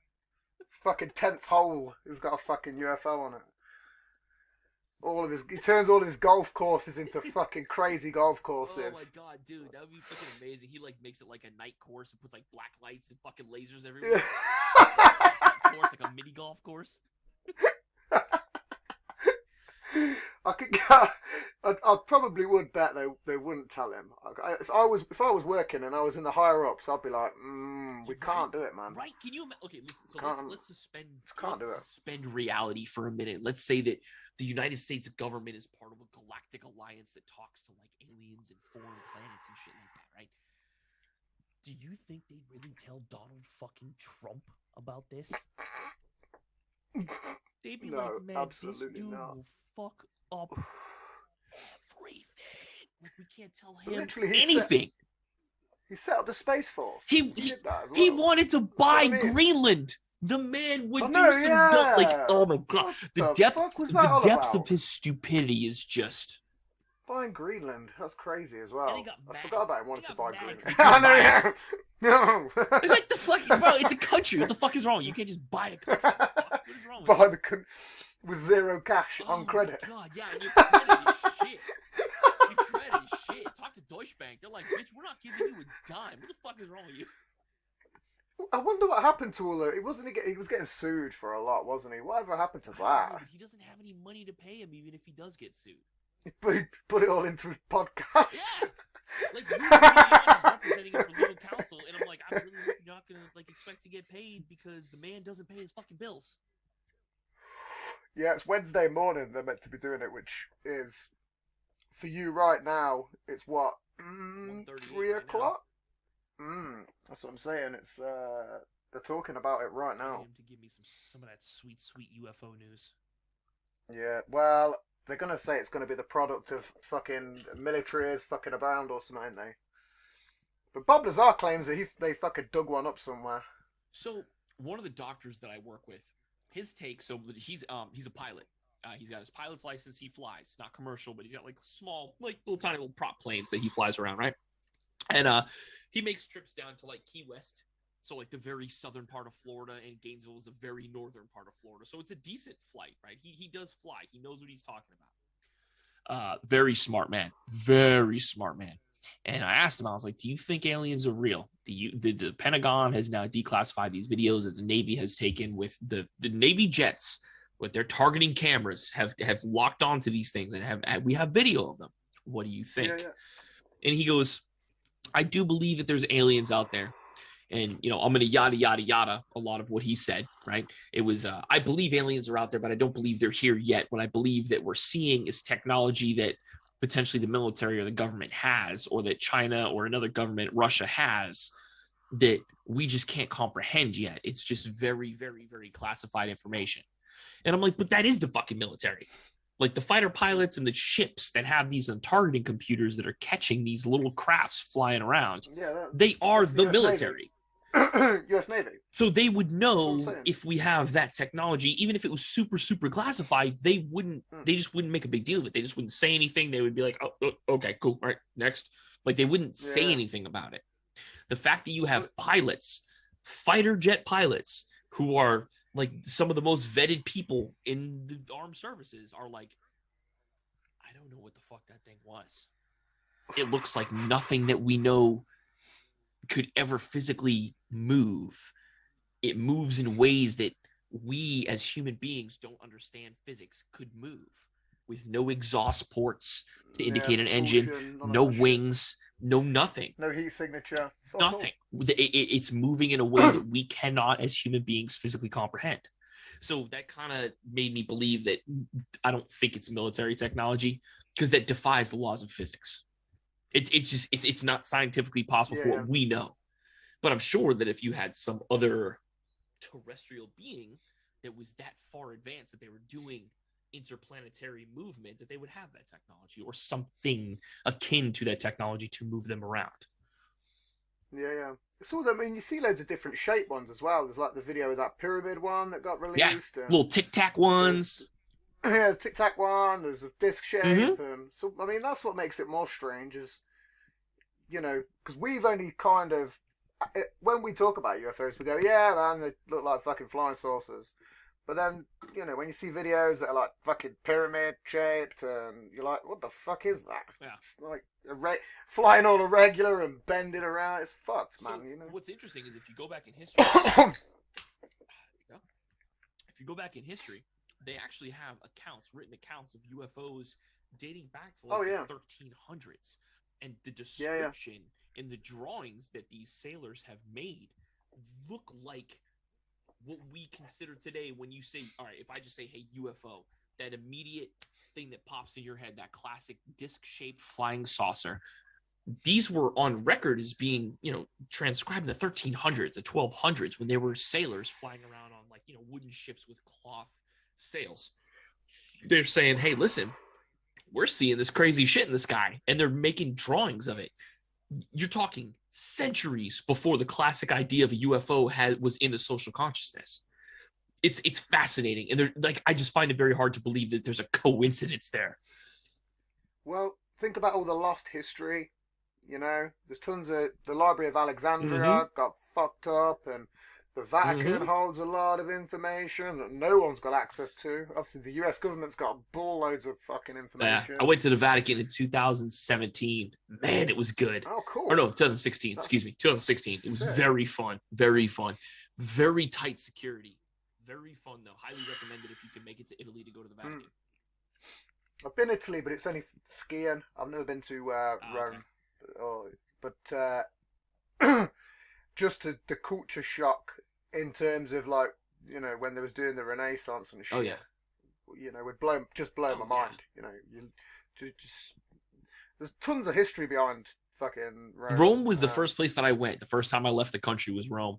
And just landing in Italy for the very first time, leaving the country, and just walking out being like, I'm in Italy. Like, I'm not in America. Like, I felt like the Wizard of Oz at Dorothy Croc Camps. Like, I'm not in America anymore. I'm in fucking Italia. Like, I'm here, baby. And it was just, it was so different, and I loved it because everybody was just so not American. Everybody was like, "Oh, you're definitely not from here. Let me make sure that you have a good time." As opposed to America, I know you're not from here. Go fuck yourself. Like, How many women slept with you? Well, wanted to sleep with you? I don't know. Because that's a regular thing. I don't know. However, because I was with a girl at the time. Oh, so you didn't do some Euro trip style fucking business. I'm going to. It'll happen. It'll happen in the future. But no, I was definitely flirted with by a couple of the women that were there. Like a tour guide did, definitely, like 100%. My beard at the time was a little bit like longer, a little bit, not to be like trashy long, but just a little bit longer. And I'm 6'2" and I'm 260, so I'm a big dude. And she was, and everybody in Italy, they're not short. They're just very average height. So I just was a little bit taller. She was just kind of like constantly making like these little comments about being like, oh, these big burly Viking guys, and like making like little like winky faces and shit. I'm like, all right, lady, I need you to stop. Like, we know what you mean. Yeah, like, we know what you're talking about. I'm American, but I'm not like American dense. Like, I'm dense, but I'm not like dense. Like, I get it. Nah, if I stood next to you, I'd be pretty small. I'm 5'7". Woo. I'm literally 5'7". 5'7", 5'8" is like sort of like average height for the UK. Really? Yeah. Oh. Average height is, listen, I don't know it's about a lot that. shorter. It's always a lot shorter than what you think it is. In the States, I want to say average height for a guy in the States is like 5'9". And you don't think that because everybody's like, oh, no, I'm 6 feet, I'm 6'1". Like, realistically, you're fucking not, right? Thinking about built like wrestlers. Yeah, like, okay, so like all the actors in Hollywood are like fucking 5'7", 5'8", 5'9". Tom Cruise is fucking like 5'6". 5'6". Yeah, like, I think super short. there's a myth that it's smaller than that, and he wears heeled shoes, special shoes. It wouldn't surprise me. Fuck him. He's a Scientologist. Fuck him. There's somebody else as well in history. Yeah, he's made some brilliant movies, but yeah, no, he's made some bangers that I absolutely love. But fuck him, bro, fuck him. I have a hard time like respecting dudes that are like insecure about their height. It drives me insane because you have no control over it, none whatsoever, nothing. Why are you insecure? Lean into that shit. Be like, man, I'm the fucking dwarf this Halloween. That's what it is. There's benefits to being short. I'm fucking tall. I hit my head on shit all the time. It fucking sucks sometimes. Well, I don't fit in some cars. The average is 5'10". So that's 5'10". Yeah, I just googled it. I was trying to give you. I was giving you a couple inches. I knew it in my head. I just wanted to make sure I said it before. I knew it was 5'10". No, but like, I just want people to lean into it. Just be happy in your own skin. You know.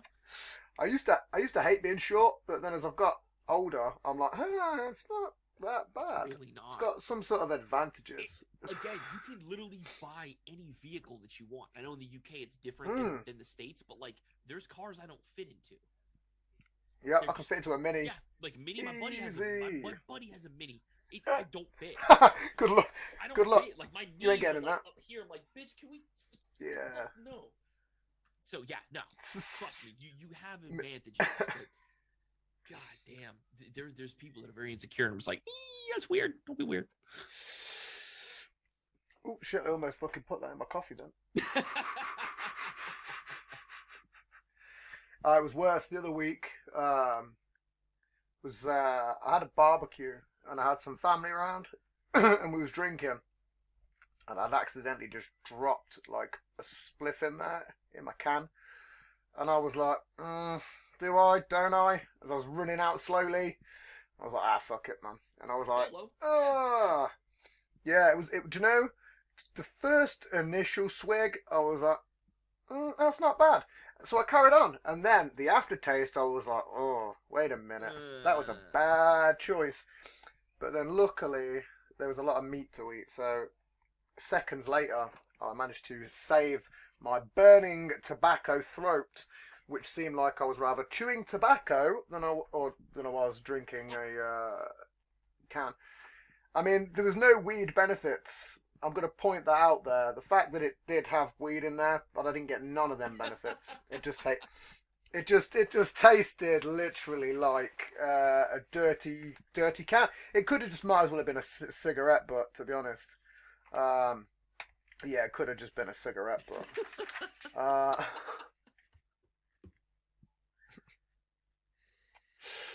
Let's have a look what else I got on these fucking notes, man. Ooh, let's have a look. What's your? I got a couple of good. Again, if you're a loose guy, what's your favorite sex position? My favorite sex position. Yeah. What's your favorite, man? Listen, I'm kind of bland with the sex positions when it comes down to fucking. So I'm very much just kind of like guy on top or the girl on top of me, either me on top, her on top of me. Nothing crazy. Like I'm not trying to do like the doggy style and everything else because it's just it's a lot of work sometimes, and I'm more of a fan of like the build up, the foreplay. To me, the sex is going to be just a couple minutes, get it done. But like that build up and that foreplay, that's where it is for me. So I don't really, focus on the position because by that point, I hope the position is the last thing in my mind or her mind for that matter. I know what you're saying. It's a good sell if you're single. Yeah, it's a fantastic sell if you're single. It makes a lot of girls really jealous when you're like, oh, also, yeah, no, I have a girlfriend. And she will fucking pull a knife on you, bro. Back up. Are you single? No. That's what I'm saying. I have a girlfriend. And there's other girls who have like been like, hi. And she's like, I'll pull a knife on that bitch. I'm like, please. By all means, I will not stop you. Slice a bitch. I'm here for it. Yeah, no. Again, I'm in a relationship, but you never know. Before you start asking loose questions, of course. Yeah, of course. It's especially when it comes to sex, some people are like, oh, no, man, listen, I'm an open book. I've done way too much. I've done way too much self-humiliation in my life vis-a-vis bad decisions that I've made, so I've had to self-humiliate. Oh yeah, that's it's better to go and fail. So when I say self-humiliate, like, so I did some really dumb shit when I was 18 years old, and I did some state prison time. Self-humiliation as in I've had to just strip butt-ass naked and spread my butt cheeks for another man and squat and cough. Like, at this point, bro, there's nothing I can say that I can do to humiliate myself more than I already have, especially in the realm of just a dialogue between two people, if that makes sense. So what did they get you on? Weed? Something stupid. It's gotta have been something fucking. Yeah, they got me on 2 armed robberies. Whoa! 2 armed robberies, firearms, discharge of firearms during the commission of felony. They got me, yeah. They got you then. I was younger and I was. They didn't plant weed on you then. They didn't feel the need for that. So I was younger and I was selling drugs. I was doing some real dumb stuff, and this kid owed me a lot of money. And I finally one night I was out and I was almost at a point of just saying like, "Fuck it, I don't care." It was thousands of dollars though, for perspective, like multiple thousands of dollars that he owed me. And I saw him when I lived in Orlando. And I saw him when I was downtown one night at a club. And I obviously had been drinking. I was, making poor decisions, right? And my buddy had told me, hey, man, he's next door. He's in the VIP lounge. He's buying bottles. He's throwing cash over the railing. Like, he's acting like he's got it. Like, he's just rich. Meanwhile, in the back of my mind, I said, this kid owes me multiple thousands of dollars, and he's been ducking and dodging my phone calls. He acts like he doesn't want to exist. He's told people very clearly, very obviously, don't tell me where he was located, because I asked his roommates and stuff. I was like, where is he? Have you guys seen him? Oh no, we don't fucking know where he is. Yeah. Of course you don't fucking know. So when I finally saw him and he's got all this money, he's acting like he has all this money, but you clearly owe me a lot of money, not legally, mind you. I was very upset. So I robbed him and his friend as they came out of the club, and served 5 years in prison for it. I'm a paramedic by virtue of pure luck. And that right there, that color that you see right there, because I'm firmly of the belief that there is absolutely no way in hell would freeze over before a minority would get into the position and have the opportunities that I have gotten. So that is not missed by me whatsoever. Because when I tell people I'm a paramedic and then I'm like, oh yeah, no, I did 5 years in prison, they're like, wait, what? They're like, wait, what? You did what? How the fuck did you be a paramedic when you did that? And I was like, I worked really hard. A misdemeanor fucks you up. I mean, depending on what it is, a lot of it is just dependent on what you did. So if you did a child crime or an elderly crime, or had I got caught with drugs, it would have been immediate. You're fucked. But the fact that it was an armed robbery, I can say, listen, mitigating circumstances. I was young and dumb. I did a lot of stupid things. Look what I've done since. Instead of, oh yeah, no, I murdered somebody. Oh, I'm definitely a better person now. Like, but you murdered somebody. You're a better person. But no, fair play, man. Doing the time, and at the end of the day, we all do a lot of fucking stupid shit. I was just unfortunate enough to get busted. Is how I see it. Yeah. I mean, I've done loads of wild shit, man. But I've unfortunately not got caught. You know, fortunately, sorry, not unfortunately. What was that? But do you know what it is? It's just time. Time and luck is all it is. Sometimes you're in the wrong place at the wrong time, and you know it's. I say that I'm unlucky, but like I know that like I'm well aware that like I made poor decisions. Like it's entirely on me, but I also say that I'm just unlucky because it was me. I can't even tell you the amount of kids that I knew that were dealing drugs growing up. Can't even tell you the amount of kids I knew that were dealing drugs growing up, and none of them got busted. It was me. So I fucked. I mean, I was doing it. I knew the consequences. I got caught. Thankfully, I didn't get caught for drugs because that would have really fucked me over. But like, I was breaking the law in some fashion, and I was aware of this, and I knowingly did it. So it's unlucky that I got caught, but hey, I can't blame anybody but myself. But the wild, crazy part about it is, you fucked up. But if you didn't fuck up, you probably would never be a paramedic. You wouldn't be in your current. I would be dead, to be entirely honest. Mind, and it's maybe you kind of got lucky in a fashion, because if you'd have carried on going down the wrong path, then maybe you'd have seen him one day and it'd have. No, I've shot the fucking I have absolutely said that I owe the detective that put handcuffs on me everything, because I could have been dead. I was living a very wild and reckless life, man. Reckless life. That I had no business running. I used to do a shit ton of drugs, man, myself. Excuse me, I only smoke cannabis now. Do the occasional mushrooms or psychedelics, but I used to do coke, MCAT. I used to do fucking all sorts, man, like ketamine. But I used to live a reckless lifestyle with it, to the point where I had to mix and match. I wasn't just doing one thing at one time.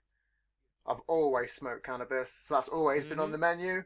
But then, on one night, you'll be like, oh, man, we'll have some pills and some ketamine. Listen, I've been to parties where they're just, like, handing out pills. You don't even know what the fuck it is. You're just like, but let me get it. I don't care. I'm getting fucked up. I have the money to do it. I don't care.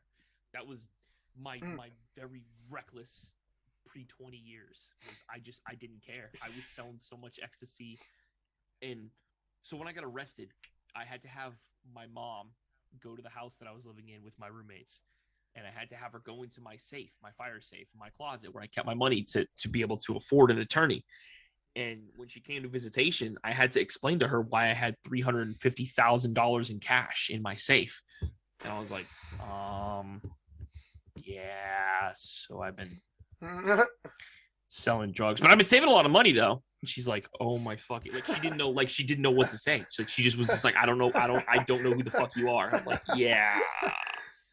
So I need you to use that to buy me an attorney, because otherwise I'm going to jail for life. Like I'm going to go to prison for the rest of my life. Like I need you to buy me an attorney like yesterday. She was just like, I like for a good week, she was probably just in shock that her child did this. So. Well, I think it's every parent's sort of worst nightmare is finding out what their kids are like when they're not behind closed doors. Yeah, what they really are. Because the thing is, we all act different around everybody. So when I'm around my mom, you walk on eggshells a little bit. Still act a bit different. Yeah. So when you if you could, physically sometimes witness what your Yeah. kids are like when they're out of the house, you'd be like, Wait a oh, minute. you ain't a good Wait a minute, child. You you are know? way more of a fuck up than I thought you were. Jesus Christ, you put on a good game face. Yeah. You put on a good game face. Brilliant, man. What else we got on this fucking piece of paper? I don't even know what I wrote earlier. Da da da da da. What would you win in a fight out of a mecha cat or a mecha dog? Who would I have out of a mecha cat or a mecha dog? Yeah. Any size difference? No, same size. Okay. All right. Okay. I'm probably gonna go. Any special powers for either one of them, or they just have general animal powers? As in, cats got the retractable claws, dogs got insane bite power. Yeah, they're kind of built the same, but they've still got rockets and maybe some, maybe sharper claws and pneumatic legs. I hate to say this, okay? Because I am not at all a cat person. But I'll take the cat mecha. No, Oh, I you're fucking not? hate cats. I'm a dog person. Oh, 100%. okay. I mean, I'm a cat person. Okay. I got two cats. I'm not really all that keen on one of them because she's a bit of a bastard, man. She just fucks around all the time and wakes us all up in the night and. So I'm allergic to cats, so I kinda- can't even be around them. And every time I am around them, they're just like scratching me and biting me and all the other bullshit. So I'm like, maybe fucking cats suck. And I'm shallow and I'm a piece of shit, so I need the dog to give me that fake. Oh, I'm happy to see you at all times. Oh yeah. Dogs just love you. I do want a dog, but between the two cats and a boy, it's fucking. I want a dog as well. I'd want him there for garden house reasons, cats indoor or the outdoor cats. Oh, they're outdoor cats. They're always fighting. Like one of them's got patches all over his tail at the minute. He's got a consistent feud with a black cat who fucking every night go fucking nuts. Yeah, they go wild, man. Occasionally, there's quite a lot of foxes around here as well. So you'll hear the cats trying to fucking get away from these foxes that are trying to tear them to shreds. I got woken up like a month ago by a cat fight, and you know the cat fight I'm talking about. They're really going the fuck at it. Where I got woken up in my house, and I was like, oh yeah, shit, someone's getting murdered outside. Oh, that's just two cats. Never mind. You should have said that. I was literally throwing another 3, 2, 1 right there as well. Bastard. Yeah. Thanks to our sponsor today, Me Undies. Not really, but thanks to Me Undies. Isn't somebody sponsored by them? I can't remember if it's. Bill Burr is sponsored by Me Undies. Yeah, that's who it is. Bill Burr. Have you ever watched Kill Tony? Mm-hmm. Oh man, he's one of my favorite comedians. I've seen him stand up a couple times. He's come here to Florida and does stand up, and he's been great every time. I've heard rumors that he comes to University of Florida. It's a city that I live in where University of Florida is where the Gators play, because he likes to watch the college football. And I've heard rumors that he will tailgate with you if you email him, because there's huge tailgating scene before the college football games on game day. So it's been rumored that he will just come and hang out and tailgate and drink and go watch the game, but he will hang out and tailgate with you if you email him and he tells you and you tell him where you're going to be tailgating at. I didn't know that. That's pretty cool. My buddy was going to do it, but he was like, I don't think he ever saw my email, but I emailed him. I told him to come tailgate. I know he's a COVID, huge wrestling fan. Oh, is he? Yeah. I didn't know. He was the Undertaker was on Joe Rogan, and obviously Tony Hinchcliffe was on there as well. Yeah. And the Undertaker gave Joe Rogan like one of his old belts, and like Joe Rogan gave it to fucking Tony Hinchcliffe. Really? And the first thing Tony did was take a picture of himself in some fucking his underwear, like doing a fucking pose with it around his waist. Fucking smashed it straight on fucking Twitter and Instagram. It's fucking amazing. Hell yeah. I'd do the same thing. I'd do the exact same fucking thing. Right my skivvies. If I had a championship belt as well. Oh. Are you a wrestling fan? I used to be. I used to watch him like in the late 90s. When it was really good. When it was like the NWO and the WCW and like the WWF was a completely different organization, and God, it was so good back then. Well, I think they're starting to sort of bring a little bit of, from what I can gather, because there's a little bit of ground and pound I've seen lately. I've sort of got back into it, like maybe about 2 years ago. But again, I was a huge fan in the 90s. I think every young boy who, hell yeah. everybody I knew loved wrestling. Right off the top rope, baby.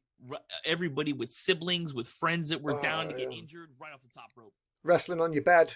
Oh, God, yeah. Yeah, man. Oh, fuck yeah. Doing backflips off the couch. Trying to do like the moonsaults off the couch and shit like that. No. Mm-mm. Getting your mate in the sharpshooter is the best. Or the walls of Jericho and you're fucking bending over, man. I got my brother in that. He used to be screaming. Or a fucking crossface, like fucking get to this. It's brilliant, man. I used to miss some good days back in the day, man. Oh man, it'd have been cool to take like if I'd have realised when I was older how you could go into the profession. I'd have loved to have done it. It'd have been pretty fun. Oh yeah, but obviously it's have a hard time with it though. I mean, it's like, but there's a lot more companies now. Yeah. But obviously you've got like AEW. They're pretty brutal, man. AEW is pretty good. Really? Yeah. Oh, but lately over the last couple of weeks, I've started to see sort of proper ground and pound, so sort of forearm sort of smashes and stuff. Yeah. So they're not like the WWF kind of thing anymore. They're kind of evolving into like the mixed martial arts or what have you. I don't know. I mean, I've seen some crazy shit on there like lately. Even the women, some of the women have gone fucking, gone for ground and pound sort of moments. Really? Yeah, it's kind of, and I'm like, it's getting a bit more interesting. But again, there's just too much storyline, kayfabe stuff still. Yeah. Which I prefer pro wrestling. It was the soap opera for men. I've always referred to wrestling as the soap opera for men. Like growing up, my grandmother, I remember to my dying day, she would watch her soap operas and she would say, "Hey, listen, it's time for my stories. So you can sit here and watch them or you can go the fuck away. But that's what's going on TV. It's time for my stories." It was her soap operas. And I feel like it's the same thing for wrestling for dudes. Like that's your fucking stories. You have literal storylines week to week with these guys and they fight it out in the ring. It's a soap opera just in a different medium. It's interesting because like if you ask these same dudes, "Hey, would you sit down and watch like a soap opera, a General Hospital, an All My Children, one of these like daytime shitty fucking," they'd be like, "Oh, I don't watch that pussy shit." Oh, but you'll watch wrestling. I've heard there's meant to be some good Mexican soap operas though. I've heard that's meant to be I've heard a lot about that. I've spoke to a few people about that and gave me recommendations, but I've not got round to them yet. There's two, and they're both on Telemundo, not on Univision, but on Telemundo here in the States. And they're called Así es la vida and Amigas y Rivales. And they are two of the sexiest television shows I have ever seen on regular network television. Titties just everywhere. Really? Every goddamn where. Oh, it's out of control. Wow. It's not like full-on bare titties, but like they're in the skimpiest of lingerie. The skimpiest I know what you mean. Of lingerie. Right? If they sneeze too hard, a nipple is going to be like, beep, hi. I know what you mean. The sort of shit you used to see like back in 90s music videos, maybe. Yes. Yeah, man. But just even skimpier. Like it's impressive. So I know that Así es la vida is actually filmed in Colombia, but I think Amigas y Rivales might be a Mexican show, maybe. But they're all on the Spanish language channels here in Florida. Working on a Colombian set. Wow. That'd be fun, right? Yeah, that'd be a wild time. I do want to go to Colombia. I want to go to Medellin. It sounds like it'd be a super cool vacation to go down there. Yeah, I do want to do some sort of crazy sort of like trip, like maybe like the Amazon or somewhere fucking crazy. Somewhere where it's going to test you a little bit, and if you fuck up, yeah, it's one of them moments. My one of the things on my bucket list is Everest Base Camp. I don't want to go to the top of Everest. Okay, I'm not suicidal, and I know how easy it is nowadays. But I'm also like, no, because if I die, it's a higher likelihood to die, and I don't feel like that yet. But to go to the base camp where you basically start out to trek Everest, that is on my bucket list. Is to eventually make it over there. Well, if you start trekking up to Everest, it's just full of dead bodies because they can't bring them down. Yeah, so you can't even bring them down. yeah, Yeah. can't I get don't them want down. to be a fucking dead landmark. I That's don't want my shitty fucking Nikes to be like, yo, Yeah, these are yeah. the shitty blue Nikes. Hang a left. You're on turn, your way yeah, to the yeah, top. turn right, turn right at those shitty Nikes. There's That's a what- guy that's literally known as Green Boots. Green Yep. Boots, man. He's a fucking, Yep. he's a goddamn landmark. Yep. Yo, you see the green boots? You're on the right path. That's Maybe not they the should, legacy I want to leave. It'd be great Pokemon Go stops, wouldn't they? Oh fuck it. Someone's gonna put a fucking gym at the top of Mount Everest. Not even a millennial climbing to the top just to beat the gym leader, just to take off. This is my goddamn gym. Hey, you climbed Everest just a Pokemon? What? A what? It was on my bucket list. I had to take the gym. Yeah, I saw it up there. Yeah. Yeah. Like a little fucking nerd. Yeah, he was only a level 8, and I could clearly come up here and hike and take him. Kind of shitty Pokemon trainers are going up to Everest at level 8. You got like these guys like Sir Edmund Hillary and everybody else always use it. They got like temperature proof clothing and boots with fucking the crampets on, or clampets or whatever you call them, with the spikes on. They got Crampons. fucking pickaxes. And he's this fucking nerd with broken glasses who just like walking like, I'm gonna get this gym. He's like in fucking jeans and a fucking sweatshirt. That is my goddamn gym. All these dudes are looking at him like, It's got a Gillette on. they're like, what the fuck? You just spent 3 days getting up here. You just walked up here? Hey, yeah, it's Pokemon gym. I think someone should like even spoof that. Do you know when That'd be you can do you can spoof your location, can't you? Oh yeah. I think someone you can. someone probably has done it. Oh, that'd be hilarious, dude. Somewhere, I'm sure, on the Sylph Road or whatever it was fucking called of the Pokemon. The only other thing like that I would Sure want it's to on see there. is somebody put a Pokemon gym in North Korea. Just to watch people try to travel to fucking Pyongyang to try to get into a Pokemon gym would be fucking hysterical. Wasn't there meant to have been one in like the Pentagon or some shit like that? I think there was some sort of joke that there was one in the fucking Pentagon or some shit. Was there? Yeah, I think so. I don't know if it was a real thing or a joke, but I'm sure there's put it past people. I think there's a picture out there, but again, that could be photoshopped and Oh yeah. you know, it's Oh like. yeah. But yeah, if you got loot like one in fucking there, mate, you good luck. What? Yeah, I run the gym at the Pentagon, the Pokemon gym at the Pentagon. You need special clearance just to fucking battle it. Oh, you can't even come into my gym, bro. This is my gym. Special clearance. Top secret or nothing, baby. You'd have think that when they'd have done the Area 51 raid thing, that someone would have put one there. Here's the thing. That whole Area 51 raid, they could have done it. Yep. They wouldn't could've. find shit. No, They wouldn't find shit. they could have got past that gate at Oh, yeah. least. They absolutely could have done it. Yeah. From what I understand, Area 51 runs on a skeleton crew. It's not a major military installation. It's not anything like that. Most of the shit has been moved out of there, but it is still considered a base. And if you make it onto property, that's not hard. You know, you're gonna have to kill somebody to get onto the property because they will shoot to kill once you cross that line. So you have to kill somebody, but you could very easily get onto the property because there's only a couple guards. However, once you are on that property, you It becomes a Grand Theft are Auto mission. capital F fucked with 6 stars on that GTA. Yeah, that's mission what I'm saying. because there is a You're nearby fucked. Air Force base that is coming for your ass. Mm.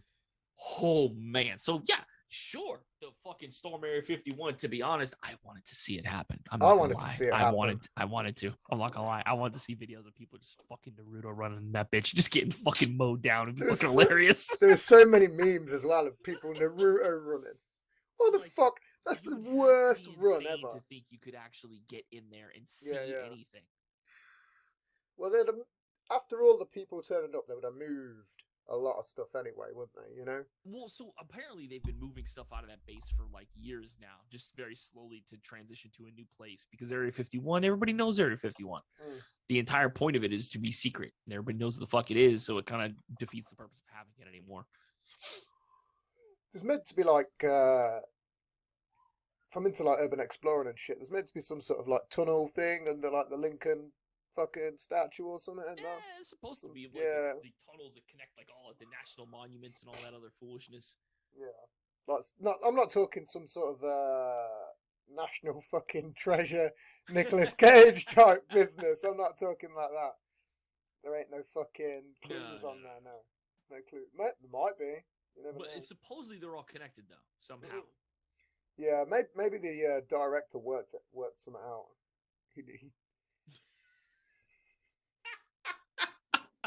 He knows more than us. I think that some movie directors clearly did. I think Stanley Kubrick was one of them. He's always accused for filming the moon landing.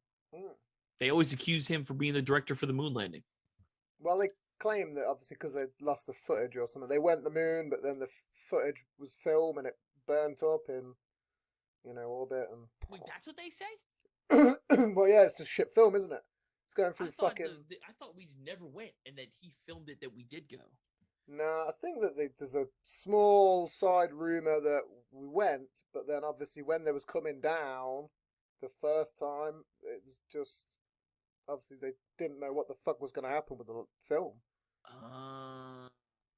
Film, and again, it was made out of what was it made out of back in the day? It was that flammable, highly flammable shit.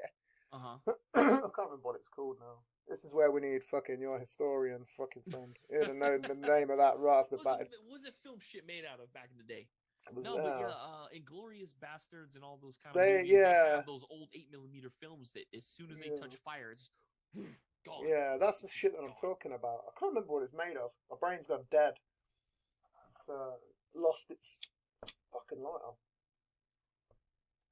Problem is, when you keep doing podcasts, you tend to scrap little bits of knowledge.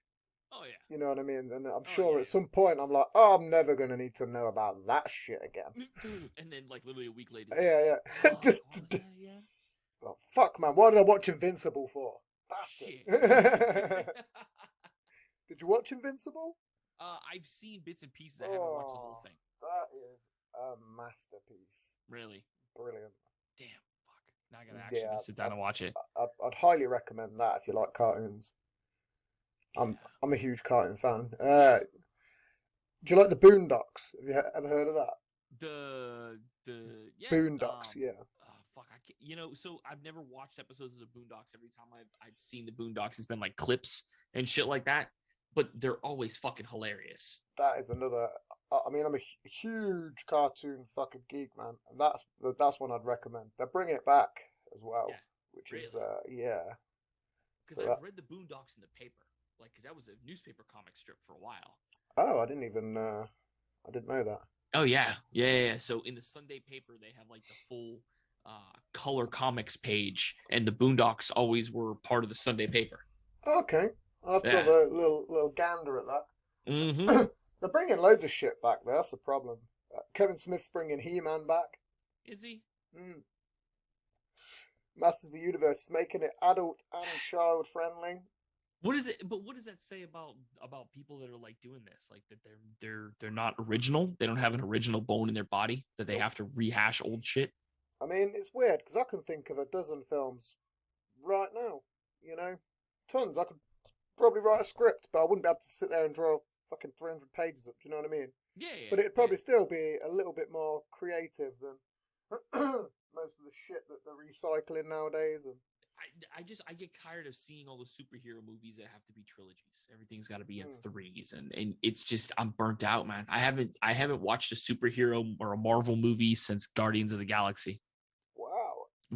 Guardians of the Galaxy 1, mind you, and I have really not watched any of the others. The last I watched Spider-Man when it was Tobey Maguire way back in the day. And I watched Venom because I was always a huge Venom fan when I was a kid. Yeah, Other than that, I have not watched Captain America. I've never watched the Avengers. I've never watched Civil War or the purple guy that snaps. What the fuck his name is? The Kool-Aid man. The purple Kool-Aid guy that fucking he kills everybody when he snaps.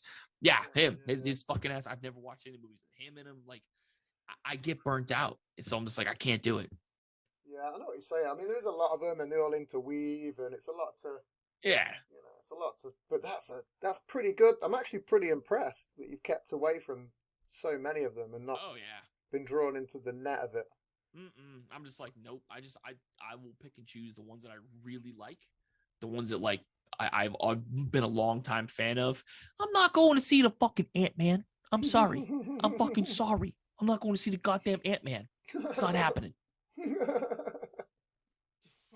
Ant-Man versus the Wasp. Get the fuck out of here. I'm allergic to bees. How's that? I'm allergic to bees. Yeah. Bee and wasp stings. Do you know what's funny? It was actually one of my questions. Funnily enough, I don't even know why I put it on there. I was just like, let's see what people are allergic to. I'm allergic to bees. Yeah, me too. Kind of fucked up those. So stings. Yeah, man. So I only got stung a few times when I was a kid, but it kind of fucked me up. Yeah. I haven't been stung for a long time. I got stung when I was a kid when I found out I was allergic to bees. That was a fun time to get stung. And I got stung recently twice when I was mowing my yard, but I got stung by wasps. And I found out I'm not allergic to wasps, but I'm definitely allergic to bees. But the second time I got stung by wasps, the place where I got stung got swollen real bad. So, and it wasn't as bad the first time I got stung by a wasp, which is probably a week before that. So I'm afraid to get stung again. Like next time, I'm afraid it's gonna be my whole fucking leg, and it'll be like my whole goddamn body swells, and I'm gonna die. So I'm like, all right. So at this point, effectively, I'm now allergic to everybody. Do you know what you should do? If drink, eat or drink, I should say, lots of honey. That's what they say. But they also say that you can't eat the unprocessed honey if you're allergic to bees, because the unprocessed honey could have remnants of like the stinger and the poison in it because it's unprocessed, and it could kill you. Didn't know that. But if you have bad allergies, if you eat local honey, if you have bad allergies, the local honey can actually help you build your allergy immunity. Yeah, you see, I eat a lot of honey. It's just really good for you. And you eat like local honey, or do you eat the stuff that you get at like the market, like Tesco? Yeah, I like Tesco. You know, okay. kind of, so if or you whatever. Get, like the farmer's honey, the people that have like the beehives and the ones that like, make their own honey, those bees get their pollen from local flowers. So when you eat that honey, it boosts your natural immunity to those flowers' pollen, which would, if you suffer from bad allergies, the sneezing, that watery eyes, all that bullshit, it helps if you eat that local honey because it helps your body fight off that pollen. I didn't even think about that as well, because I did have hay fever. But then since I've started eating a bit more honey, it's kind of fucked off a little bit. Makes a bit more sense. So again, the ocean of difference. I don't know what y'all call it in the UK. In the States, we call them farmers markets. It's if you have a big farm and you grow vegetables and whatever the fuck ever, you sell your shit at a little like roadside market. But people have like beehives, and they have a bunch of beehives, and they make their own honey, and they sell them at the same place, like on the side of the road. Basically, hey, this is personal fucking honey. This is not the shit you get at Tesco. Yeah, we have like markets in like town centers and shit like that. So yeah, it's kind of the same thing. As long as it's local, that's the biggest thing. Because Tesco honey could come from fucking anywhere. Oh yeah. If you have allergies, you want what the local flowers are, the local trees, and all the other bullshit. I'll have to try and look into that, because there's a honey stall in like my local little town area, so I might have to have a little gander at that. If you like honey, man, ask him. I will, man. One thing I wanted to talk about was an episode that I was gonna watch on your show, which was the Bigfoot one. Because we spoke about like aliens and fucking whatever, but we haven't spoke about, you know, the man himself, Bigfoot. He who roams through the forest and fucks you up. Bigfoot was a fun episode. I was very upset over the fact that the Bigfoot film was more than likely a fake. and that the evidence that we have is not that he doesn't exist, because you can't prove a negative, but that in all likelihood he's probably not out there, just based on the amount of food you would have to sustain a creature like that. But a lot of people go missing. And there's a lot of unexplored territory in the United States. We talked about how big the U.S. is. Oh, yeah, it's huge. You know what I mean? But at this point in our history, there would be some sort of evidence as to be something He hides. out Hides, there. doesn't he? He's a good hider. God, I want to believe so bad, but they beat me into submission, man. They beat me into submission to know that he's probably not there. I'll still believe in my heart. Yeah. He is. It's got to be. I think he's just in a cave somewhere with a bunch of skeleton furniture and fucking he's skin probably lamps. watching TV like, look at these fucking idiots. They'll never find me. They ain't gonna get me. I've got my skin suit to wear in a bit that's overstretched. 300 million square acres of forest. They're never gonna fucking find me. Because that was my thing. My thing was like, we have helicopters that have infrared cameras that can just look for heat signatures. Just fly over the fucking woods. As soon as you find a heat signature, done. That's it. But they've got that LiDAR technology, haven't they? You know, the laser radar stuff. Yeah, they've got LiDAR. You could literally come, but then once again, Smart Steve came and he was like, "Listen, you have to understand the size of the area. It doesn't matter how much you can cover with a camera. The size of that area is so big that you could drones might. Yeah, you would need a fleet of something to do it. Is what it would take. But apart from that, he could live underground. That hollow Earth theory comes back into play. He could be. He's not a mole man, right? No, it's too he's big. He's an 8-man, right? Yeah, he's an 8-man. But I don't think he'd fit with the mole man. I think he'd be too tall. Well, he'd be like Chewbacca on the planet of Ewoks. It doesn't make sense. There used to be giant sloths that used to bore fuck off big holes. Really? Yeah, they were massive, huge fuck off things. Really? Yeah, way back when. Oh, I've never heard of these. They are pretty beastish. They burrow big holes, massive fucking holes. They weren't like sloths, but they were like from the sloth family, where they had big. Do you know, like sloths have got those big, like those big claws. Yeah, it was like but it looked like a big version of a sloth, but it dug holes like a mole. What? And it was fucking ginormous. Yeah, so it was big. So if that thing can go in a hole, you ever seen that big cave in Vietnam? Yeah, I know what you're talking about. Could live in a little territory like that. Could be some little cavern somewhere, and he's got this big fuck off 20-mile long cave, and he's there with his family. And I will never not believe that Bigfoot is real. Trust me, you can get. It lives right here. It lives right here in my heart. There's always a bunch of theories you can put out there. Always. But the mole men, they're probably real. Mole men are definitely real, 100%. When we was talking about aliens, I was going to say was talking about the ships, and there's a new video where one come through like the air and split into two, which was kind of fucking bizarre. I haven't seen that one. What? There's a couple, it's coming along, and it's like a little flash, and it goes phew, and the two pieces go off, same size as what it was before. Like, did they explode? No, it just almost like split apart and come into two pieces, and then fucked off. Did the two pieces go like they could control independently? No, they just went like in a sort of parallel line. Yeah. But it started singular, and then it's almost like split off. Yo, that's sick. There's another one as well where it goes into the sea. Yeah. It's like, and it literally just goes straight into the sea. I've seen that one. And that's quite new. It's fucking crazy. There's some theories that there is an alien civilization deep underwater where we can't get to, because obviously we can only go so deep. But there's theories that there's aliens in the bottom of the ocean. So that's where I was segueing to. Was do you believe in the aliens could be 2/3 of the planet's water? We've barely explored the fucking land. Yeah. Jar Jar Binks could be living down there. You could very easily have something that lives in the bottom of the ocean. Yeah. I mean, in the Mariana Trench, deepest place on Earth. There's no way we're ever going to get down there anytime soon. Well, you never know. James Cameron's been mapping a lot of the fucking ocean, and he's obviously releasing the new Avatar, so he might be giving us his latest. You know. Listen, if you could get down there, first and foremost, the ocean scares the fuck out of me. Oh yeah. The ocean scares me. Hella scary. Too scary. I'm not trying to go into like that.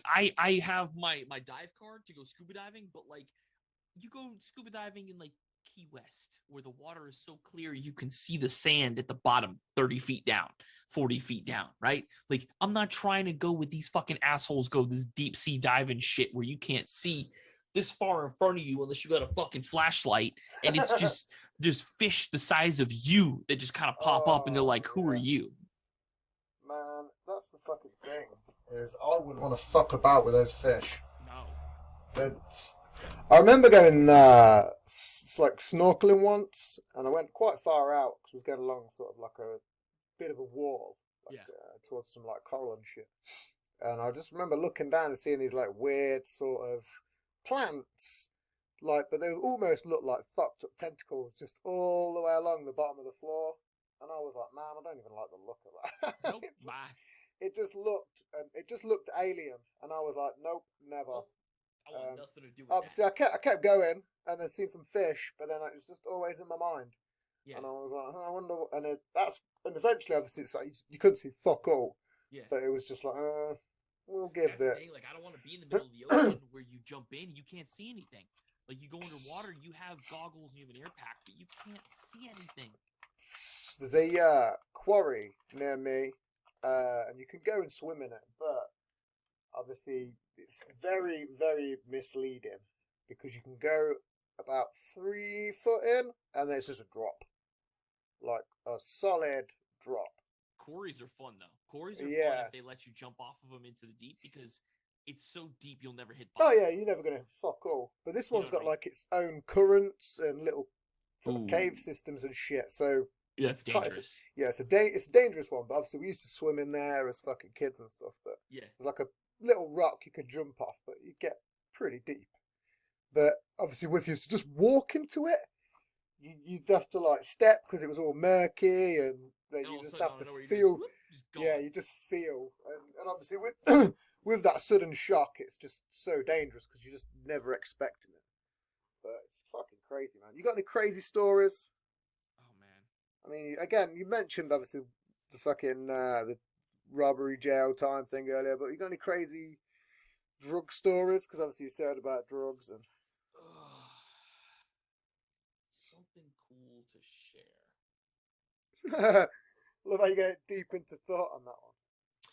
I mean, so the thing is, like, I was actually talking to my roommate about this the other day because a lot of the times what we get, the question that we get is not, do you have any cool stories? It's always, what's the worst thing you've ever seen? Okay. So she's an ER nurse, right? So she works in the emergency room. She's a nurse. And so she kind of understands when I said, it's kind of a weird question to ask because what you're doing in that moment when you say, hey, listen, what's the worst thing you've ever seen? You're asking the person that you're speaking to go through this catalog and this Rolodex of all the most fucked up shit that you've ever seen. And not only are you forcing that person to really relive it, but also to rank it into, is this the most fucked up thing? Or is that the most fucked up thing? Yeah. So when people ask that question, because it's a very common, what's the worst thing you've ever seen? Very common. Yeah, I'd imagine. My stock answer is lima beans on a pizza. And it's always like, what? Like, what? What did you say? I said, lima beans on a pizza. It's the worst fucking thing I've ever seen. I that's a war crime. Person being a fucking Hague. Fuck them. It's like, oh, no. Like the worst thing is a paramedic. It's a paramedic. Like, what's the worst thing you've ever seen? Like, that's a paramedic. Pushing as well. My paycheck. Like, my paycheck is the worst thing I've ever seen in a paramedic. It's fucking abysmal. Like, how can you pay me this amount of money for what I do? Go fuck yourself. And if they don't get it by that point, then it's kind of like, look, man, like, I'm not trying to relive this shit. It's not great. It's not great. It's far from great. However, that being said, the coolest, as you asked, the coolest thing I've ever seen is actually delivering a baby. That was the coolest thing I've ever seen, I've ever done, ever participated in, was delivering a baby in an ambulance, going 70 miles an hour down a state highway. did in the middle of the night at like 3:00 in the morning. Mm. The woman that was on the stretcher didn't speak English. She only spoke Spanish, and my Spanish is not quite passable. It's okay. I can understand it, but speaking back is. So it was definitely the coolest thing I've ever done as experience. Thankfully, she shot the kid out, no problems. There was no like the baby needed to be resuscitated, nothing like that. Thank God. Shot it out. Yeah, it was like her fourth kid. Like, this kid was oh, fast. There was no like, baby's crowning. 20 minutes later, I might be able to. 30 minutes later, here he comes. No, it was oh man, I don't feel good. Yeah, homeboy came out ready to go. He was walking about that piece. He was here. He was here, ready to go. But that was easily the coolest thing I've ever seen, ever done, ever participated in, because it was like you're bringing life into the world. That's so fucking cool. Whether or not you want kids, you don't want kids, whether you like kids, whether you don't like kids, being able to bring life into the world is fucking cool and like awesome. It's definitely something that most men would be put off by being in a room with that. I don't. It doesn't bother me. Were you in the room when? Oh yeah. Absolutely. Yeah. Absolutely. For one I was. For the other one I wasn't. It's a tricky long tale. Okay. But, one of them I was, and again that was. It's a very strange sort of moment. It was again. It's a loving moment. It's one of the best moments of my life. But it's sort of strange sometimes because some people, and again I've spoke to a fair few people about this, sometimes it doesn't quite hit you straight away. You know, fatherhood, it takes a little bit of time for it to sink in because it's such a big change. I mean, it didn't for me. In fact, no, technically I've been there for 2. Technically. That was a long story. It's an even more fucked up one. That one is. I'll tell you about that one at some point off air. It's a crazy story. But it's definitely, you know, it takes a couple of, you know, weeks for it to sink in that you've got this fucking child forever, and you know, there's a hell of a lot of responsibility. Right. No, you know? For sure. That's why I don't want kids myself, personally. I don't mind kids. Kids don't bother me. I like kids. Kids like me. They're like, yanking the fucking beard and shit. I'm like, I'm going to kill these little bastards, but whatever. Kids are cool. I don't want that responsibility of raising another person. That idea is just, excuse me, it is not okay with me. I'm just like, nah, man, I can't. Because if you fail, you have failed at the worst thing to fail at. Like, that's not, you can't come back from that failure. You know what I mean? Yeah. So I would just rather just not bring a child into this world. I feel like A, the world's fucked up enough as it is. B, I'm not responsible enough to have a kid. So, hey, my brothers, they want kids. So yeah, fuck it. I'll just be a real cool uncle. And then whenever my nieces or nephews piss me off, I can just punt them back to the fucking my brothers. Get out of here. Fuck out of here. My sister, she's not got children again. It was a choice. So I can completely understand where you're coming from. And I'm sure she's probably like, yeah, let me hang out with my nephews and my nieces. Yeah. Yeah. But you know, it's just one of them. Some people don't want kids, it's completely. Some people are like, "Why you don't want children? You should though." Those people are weird. Yeah. They're lunatics. Why should you? Why? Those people are lunatics. Why should you have children? It's just a choice, you know. It's very strange when people like kind of like jump on you about not wanting kids, and it's always people that have kids. So my theory is that they're just really upset that they have kids and that they don't have the freedoms that I have. And I don't mean like I'm better off, but like if I want to travel at the end of this week, I can literally go buy a plane ticket right now and I'm off to wherever the fuck I want to go. I'm paying for me and potentially my girlfriend if she wants to go, but I'm paying for me. I don't got to buy a babysitter. I don't have to buy or make sure school's taken care of. I don't get nothing. I can go, gone. I like that freedom. I like that freedom.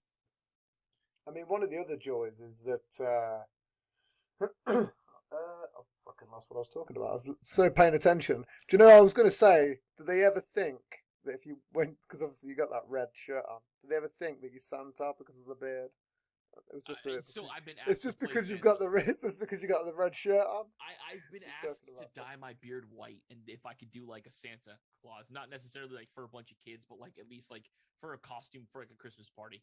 Hey, listen, will you be Santa for a Christmas party? Like, no, I'm not gonna. What? No, I'm 32 at the time. I was 32, bitch. I'm not being Santa. He's like in his 80s. I can't be old. How do you know? How the fuck do you know his age? How do you know he's 80? Ooh, He's Santa fucking Claus? He's old as yeah, fuck. Look at yeah, that but white beard, white hair, bulbous, alcoholic nose. He's fucking. Yeah. He's absolutely fucking old. hundreds of years old. Oh fuck, he's hundreds of years old. Well, yeah, of course he would be. He wouldn't just be 80. He wasn't born in the 1920s or the 1940s. I mean, fair, but I always think about like, the average, The like, the picture you see of 1940s, Santa, sorry, he my looks bad. like an 80-year-old man. Oh yeah, he looks maybe about a 70, 60-year-old man when And they'd have done Mrs. it Claus way back is when. also older. I've never seen a picture of her. No, I'd have thought she'd have been younger and banging.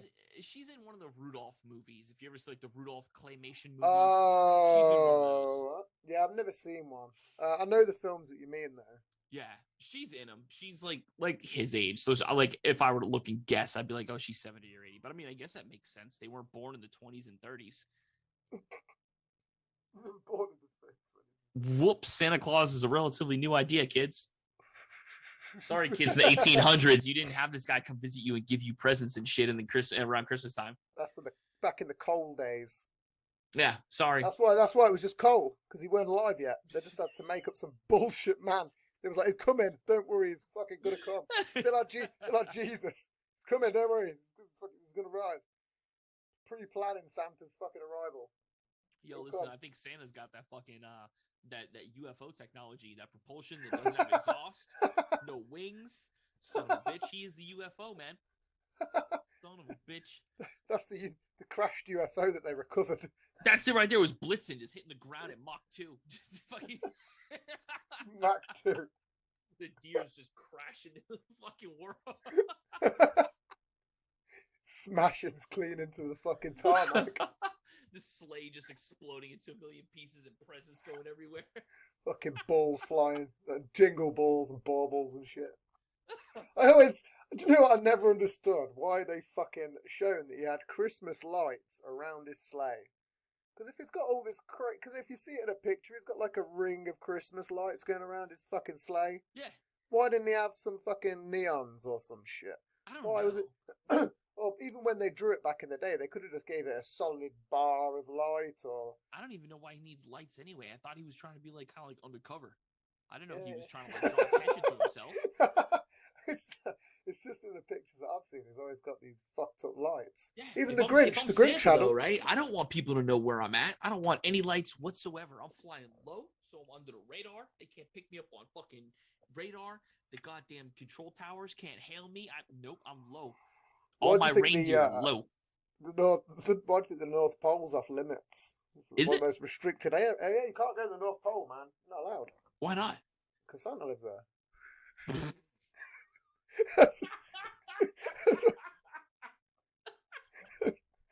So we can't go, man. Santa's there.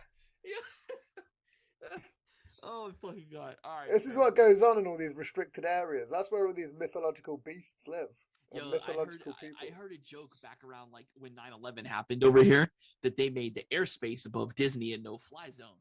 But the joke was tragically Tinkerbell did not get the memo and she was shot down by a pair of F-16s over Disney World. Yo, when I was like 16, that was the funniest fucking joke I'd ever heard in my life. You cry laughing. It's fuck, man. I don't blame them for fucking putting it restricting airspace and everything. Imagine if they'd have crashed into that, man. That would have been a fucking tragedy. That would have been one of the biggest tragedies in human history. Not saying that there isn't any now, but that would have fucking topped the charts by any magnitude. Not giving anyone any ideas out there. You know. Oh, Jesus Christ. Fucking putting. Well, it's never gonna happen. It's impossible. Don't say it's impossible. Don't say it's impossible. Well, don't I don't say know. It's impossible. Nothing is impossible. Well, nothing is impossible. Have you heard about the? Obviously, you said about Mach 2 earlier, which is like supersonic essentially, isn't it? Yeah. Have you heard that they're looking into hypersonics at the minute. Really? Hypersonic missiles. Really? That's terrifying Yeah. because I think it could cross the entire planet in seconds. Well, they were saying I was watching it on a documentary on Netflix, and they were saying it's in development, but basically they're looking into it, and that it's practically undetectable because by the time they fired it, it's just about getting on your fucking radar, and it's already come through, and you're fucked. Like, it's By the time you can crazy. see it, it's too late. Yeah, it's just gone. That's terrifying. Boom. Like some Doctor fucking Manhattan Watchmen type shit, you know? That's absolutely terrifying. That's just as scary, if not more scary, than the fact that we have these kids who are 18 years old piloting drones with Xbox controllers. Skillful, though, aren't they? I mean, I'll give them credit where credit's due. You got the skill to do it, but that's just terrifying that that's what it is. Warfare now is literally COD. It's literally Call of Duty. It's Battlefield. You sit on a screen in a forward operating base and you play fucking Battlefield, but it's real human lives that are getting taken out every time you fire something. But that's what they're saying it's going to go towards anyway. It's just a machine on machine sort of war where we'll have, fucking drones and then obviously you've seen the weird robots they're creating and shit. That I watch BattleBots. Absolutely. Yeah. BattleBots. Fucking Robot Wars. Oh, it's a great show, man. I fucking love that shit. Robot Wars is bad. Fucking Sir, what's his fucking name now? They had it on at work. I want to say like a week or two ago, and I just happened to walk into the break room and they were watching like fucking BattleBots, and like one of them had a chainsaw or like a skill saw attachment or like a saw blade. I was like, oh my god, I forgot how awesome this show was. Imagine them fuckers coming out onto a battlefield. Like, nope. There's a protest and that fucking thing comes at you. Nope. 60 miles an hour. Nope. Fuck God. no. They got like hammers with fucking nails on them and shit. And swinging. No. That shit is out of control, man. It's cool as shit, but it's so out of control.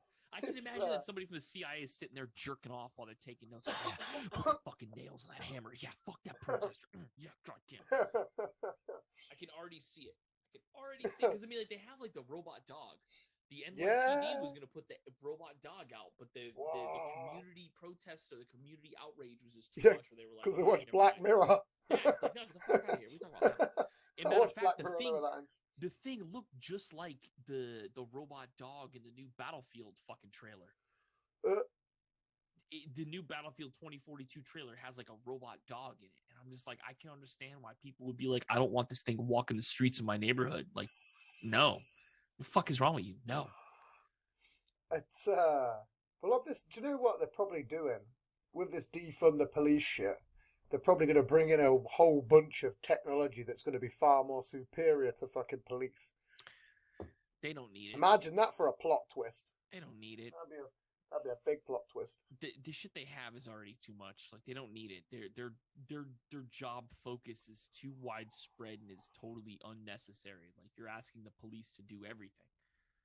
Defund the police is, it's a snappy slogan, but it really means make the police do the job of the police and take away all the extra money they've been giving to do all the other jobs that they're not equipped to do and give it to people who are equipped to do those jobs. Nobody's saying that we don't want the police driving around and solving crimes and locking people up. Like nobody's fucking saying that, because that's insanity. That's a ludicrous argument to make. The idea is that I don't want the cops coming to my house if I have a problem with a fucking alligator in my front yard, which, welcome to Florida, is a real thing that could happen. I want animal control to come for that. But if I call 911 and I say, hey, I have an emergency, I have a fucking 10-foot alligator in my yard, the police are going to come. I don't need the cops for that. The fuck are they going to do anyway, really? Thank you. What are they going to do, shoot it? No, I don't need that. Shoot it on. I mean, they've shot people's dogs, so I mean, it's not out of the realm of possibility. So defund the police is really like, hey, listen, let's take away some of the shit that we're asking you to do that we shouldn't be asking you to do as cops, as law enforcement officers, and let's give that job to somebody else who is equipped to do it. When someone is having a mental health crisis, I don't want the police there. There's nothing that they do that is positive for someone that is having a mental health crisis. Nothing. I'm a paramedic. I will put my hand on a Bible and swear nothing the police do has ever helped a mental health patient. No, In Miami, 9 times out of 10. they shot the psychiatrist that was helping the mental health patient. He was a black dude laying in the middle of the street with his hands up, like laying down, saying, "Hey, this is my patient. He's having a mental break." And one of the cops from the police department in Miami shot him. And when the news interviewed said, "Why'd you shoot that guy? He's the psychiatrist trying to help his mental patient who's having a mental break." The cop said, "I don't know." He said, "I don't know. I don't know. Like, why are you sending police to do things like this? Their jobs should be." I mean, I really don't even think speeding should be on their jobs, but write speeding tickets, and if stop someone from killing you if they're breaking into your home. You know what I mean? Get my TV back if someone steals my TV. Like that's your fucking job. Solve a murder if someone gets murdered. That's your job. See the story about I don't know, I think it was this week or last week. There was a guy who got clamped, and what he did was he took off the clamp, like took the wheel off his car, took the clamp, rented a clamping sort of business, and set it up to the point they were paying him per day. Some fucking crazy. Again, I've just butchered the hell out of that. You mean like the clamp? You mean like the boot for your wheel or for your steering wheel? Yeah, no, for like on the main wheel. Yeah. Like he got like the parking boot where you can't drive away. Yeah. He did some sort of weird sort of thing where he set it up to the fact that they were paying him. I think Dave Chappelle or someone, a comedian, did a joke about it. That's amazing. But I can't remember who it was. That's amazing. I might have read it, or a comedian might have done a bit about it. I can't remember. That's awesome, though. But it was, and it's an ongoing thing. Someone said, I must have heard about it because someone said they'll keep it updated or some shit like that. There was a story of a guy here in Florida who was cutting the red light cameras, cutting the cords to the red light cameras. I was like, that's the fucking hero we need right there. That's him. His mugshot is him with a big fucking cheese ass, like a big fucking smile. Just he don't give a fuck. He's like, I'm in jail because I'm helping y'all out. Hey. It's definitely one good thing to go to jail for. Because when you get in there, they go, "What you in for?" You go, "Oh man, I cut all the fucking red lights. I cut all the red light cameras, so if you run a red light, they won't come at you." You get a round of applause for that shit. You like a Robin Hood from the hood. Yeah. Just cutting all the red light cameras. Robin Hood from the hood. Didn't they make a film that was like that? Oh man, they made a bunch of like in the hood films, and normally they're really shitty, but there's a couple that like have not been bad. Like Leprechaun in the Hood, that fucking. I was going to mention that. That was a bad film, man. Not a bad horror movie. Warwick Davis, man. Yeah. Yeah, man. The Leprechaun films are brilliant. I made my partner watch them all. To the point where when she got to fucking Leprechaun, fucking in space, she's like, "This is getting fucking stupid now." You know? At a certain point, they get kind of like way the fuck out like, there. You're just like, I can't watch this shit anymore. What the fuck is going on? So good, man. They're so funny. You ever seen Basket Case? I have not. Basket Case is a good one, man. That's a good old one. It's a good old one? Okay. I like the older movies. Yeah, I'm a huge, like, old sci-fi horror fan. I like all sorts of films, but in terms of that's a fantastic film. The second one and third's a bit controversial now because there's like you can kind of say the freaks because they are freaks, but you know you get some shit for kind of saying that. Yeah. But I can maybe get away with saying it because I've got a bit of a freaky foot. I can say that. You're like, I am a freak. Look at this fucking foot. Yeah. Get away with that shit. I'm a huge Quentin Tarantino fan. If we're yeah, talk movies. Me too. Huge Quentin Tarantino fan. Yeah, me too. I'm a huge. I've seen them all. Every single one. Yeah, I've seen Jackie everything. Brown, all the way Pulp Fiction to Glory, everything. All of them. They're amazing. I've got a VR and I watched The Hateful Eight. I'm like, really? It weren't like. Obviously, it wasn't shot in VR, but it was like we sat in the cinema and you could kind of look. Yeah. And it kind of looked a bit 3D-ish, which was pretty fucking awesome. Really? Yeah, it looked really amazing. I know it was never shot or intended to be made that way. Yeah. But I was like, this actually works quite well because it gave a lot of depth. Yeah. And especially when it's all shot in one room and there's long camera angles. really, if you're ever going to watch it in VR. Damn. I watched it on. I think it was just on Netflix or like I can't remember if you get Prime Video on there. I don't think you can. But I watched it. I think it was just on Netflix, and I just watched it on the there. Hateful Eight was amazing because I remember in the opening credits, I didn't see it in theaters. I saw it at my house. It was on like Netflix or some shit, and I was just like, "Oh fuck, Quentin Tarantino, pop it up, pop." And I remember seeing Channing Tatum's name in the opening credits, and then you just don't see him for the whole movie. And I was like, "What the fuck, yo." That was such a good movie. I'm not even gonna say anything else because I'm sure that there's gonna be people who haven't seen it. God, it's so good. It's so good.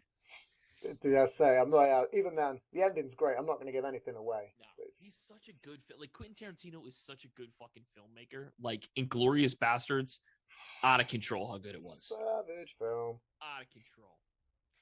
Jackie Brown, amazing. Yeah. Amazing film. Just all the switches at the end. Yeah. Like all his films have been just Quentin Tarantino never misses, man. The guy never misses. And supposedly he's only going to make like 11 or 12 films total, and then that's it. He's done. I think the next one, which is meant to be Kill Bill, the last one, because he wanted to do it as a trilogy. Yeah. But obviously, I don't know that.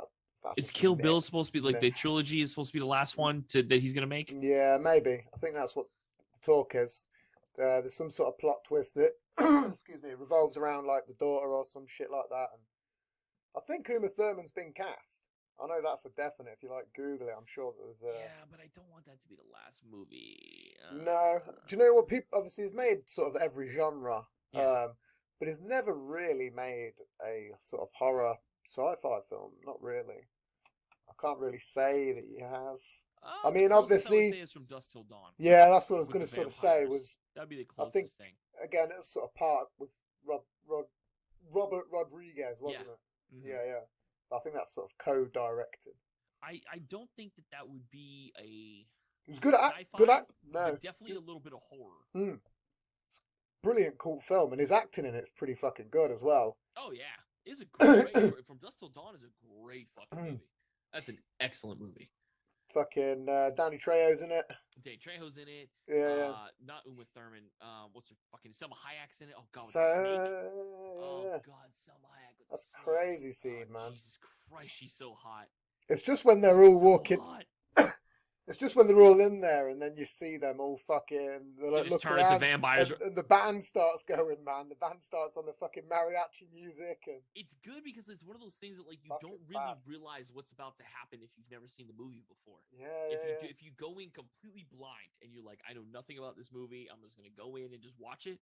Oh my God, it's the hit that shift is amazing. You don't see it coming. It just out of nowhere. You're just done. New movie now. Now it's a new movie. The fact that they just starts with them just kidnapping the fucking family and then that's what I mean. It just goes on. It's almost like got some sort of M. Night fucking twists to it in a way. Oh, M. Night Shyamalama Ding Dong. Yeah. I like his movies, but like, God, it's just sometimes he just goes too much with it. Just too much. Like The Sixth Sense was good, but The Village was too much. What do you think of Glass and all the latest things he's done? I haven't seen Glass. The last one I saw was The Village from him. Okay, you're not really missing much with the there's Glass, and then there's the other one with the personalities. To the, Unbreakable, right? Yeah. There's another Unbreakable one way back in the day with Samuel L. Jackson. Amazing. Yeah, that was a good movie. That's amazing. The number one thing that sticks out from that movie is when he's working out and he's doing the bench press and he's like more weight and his kid's like what? And again the Kylo Ren more. Yeah. And the kid's like hanging like paint cans and the kid's like sitting on the bar himself and he's just like, you can't. I'm throwing this weight up. It is what it is. No, it's fucking amazing. I'm like, wait, what? This is cool as shit. It's just how opposing they are as well. Obviously Samuel Jackson. Brilliant actor, man. But obviously, what the role he plays in that, fucking fantastic. He does a good bad guy. He does. Yeah, he does the best bad guys.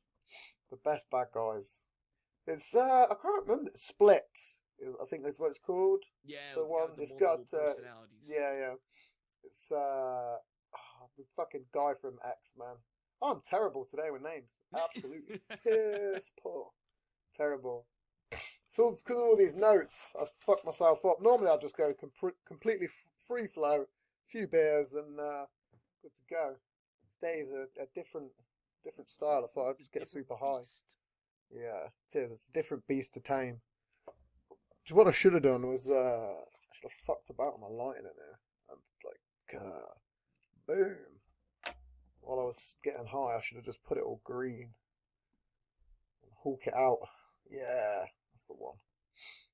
Getting that hawk vibe on. Yeah. What are you smoking anyway in that pen of yours? What is it? That pen there is Gainesville Green, the marijuana that was popularized at home here in Gainesville. Oh, mood lighting. Well, yeah, man. That's what I was saying. I could have done this and got really high with it. This Tommy Knockers-esque fucking green. I like it. You've seen that film? That's a bad film. I read the book. I'm a huge Stephen King fan. Yeah, me too. The book is fucking amazing. Such a good book. The film's shit compared to. The film's shit compared to the book. Yeah, so I've seen a couple minutes of the film, and I didn't want to watch it because the book was so fucking good. I was like, I don't want to ruin it. Kind of like The Stand. His book of The Stand was so fucking good. But this TV series and everything else that has come out now, they apparently have just come out with one recently. Yeah, don't watch it, man. You've seen it? I've seen it. It's not fuck. very. It's got fucking no. There's no correlation. They're completely like separate entities. I'll admit. There's some good acting in it. Good scenes. Almost follows the story a little bit, but it's not on the same kind of the plot. You know, it's not really linear as such as well. It's a bit weird. That's Yeah, unfortunate. it sucks. I like The Dark Tower as well. That film with Matthew McConaughey didn't really do it any good. You know, so this entire tattoo here is a Dark Tower tattoo. Yeah, killing it. But I saw the fucking Dark Tower movie, and I was just like, really?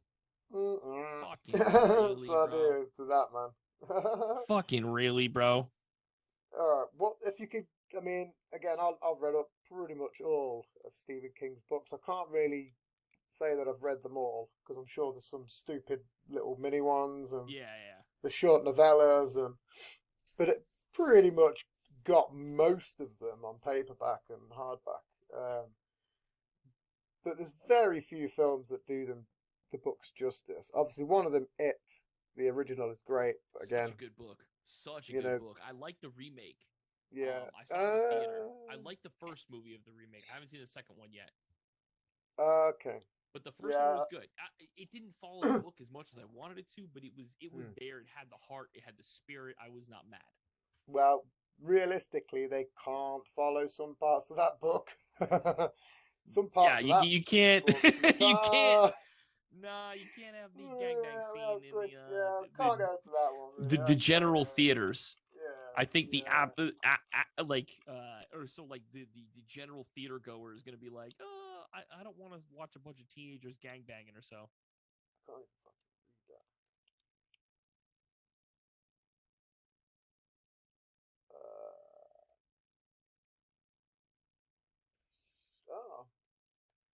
Yeah.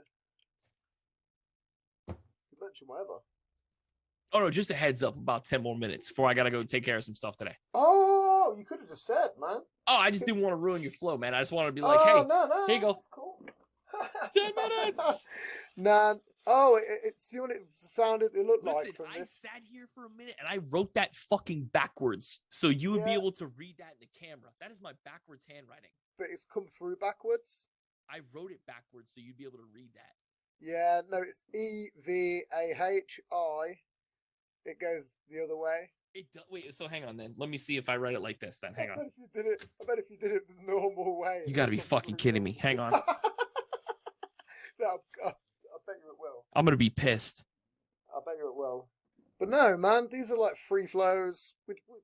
Again, it just goes till fucking people have to take a piss. Yep.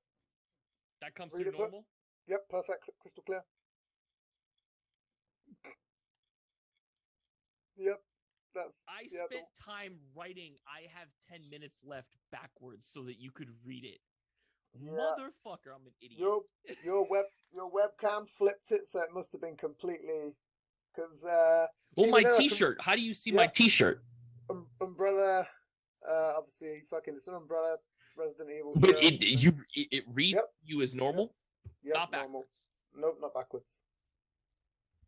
I'm an idiot. I won't worry about it, man. Just think of the skill and time you've put into learning a new art form. How to write backwards. How to write backwards in case the camera is ever backwards, but you'll never know until you show and then the final like, product. Yeah. What are you trying to? What the fuck is he writing? Is it you know you what? have 0-1? What is 0-1? No, it's I have 10 minutes.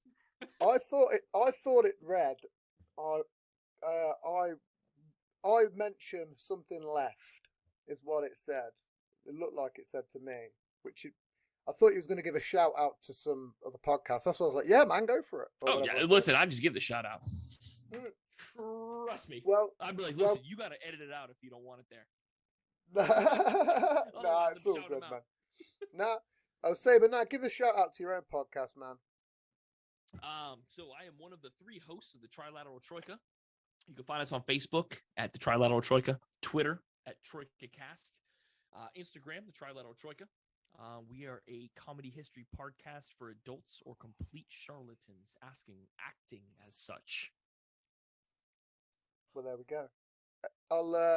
We'll leave it there. There it is. It's been a very, very fucking hilarious show, Ryan. It's been very fun, man. And at some point, I'll have to come on your show and make a fool out of myself there. Absolutely, man. Absolutely. Join the clown crew. Maybe I'll have a beer. Boys, and we're gonna get you on for a UK special. Yeah, maybe I'll have. Yeah, man. It's get some good topics ready. I'm an open book, man. But again, it was fucking brilliant to have you on, man. And if you ever want to come back on, feel free to hit me up, man. Shoot me an invite when you have the open air time. I am happy to fill in. Absolutely perfect, my friend. Well, this has been the Post-Human Podcast, folks. It's also been the first one from the fucking studio. And I'll catch all you fucking sleaze bags on the next fucking fly.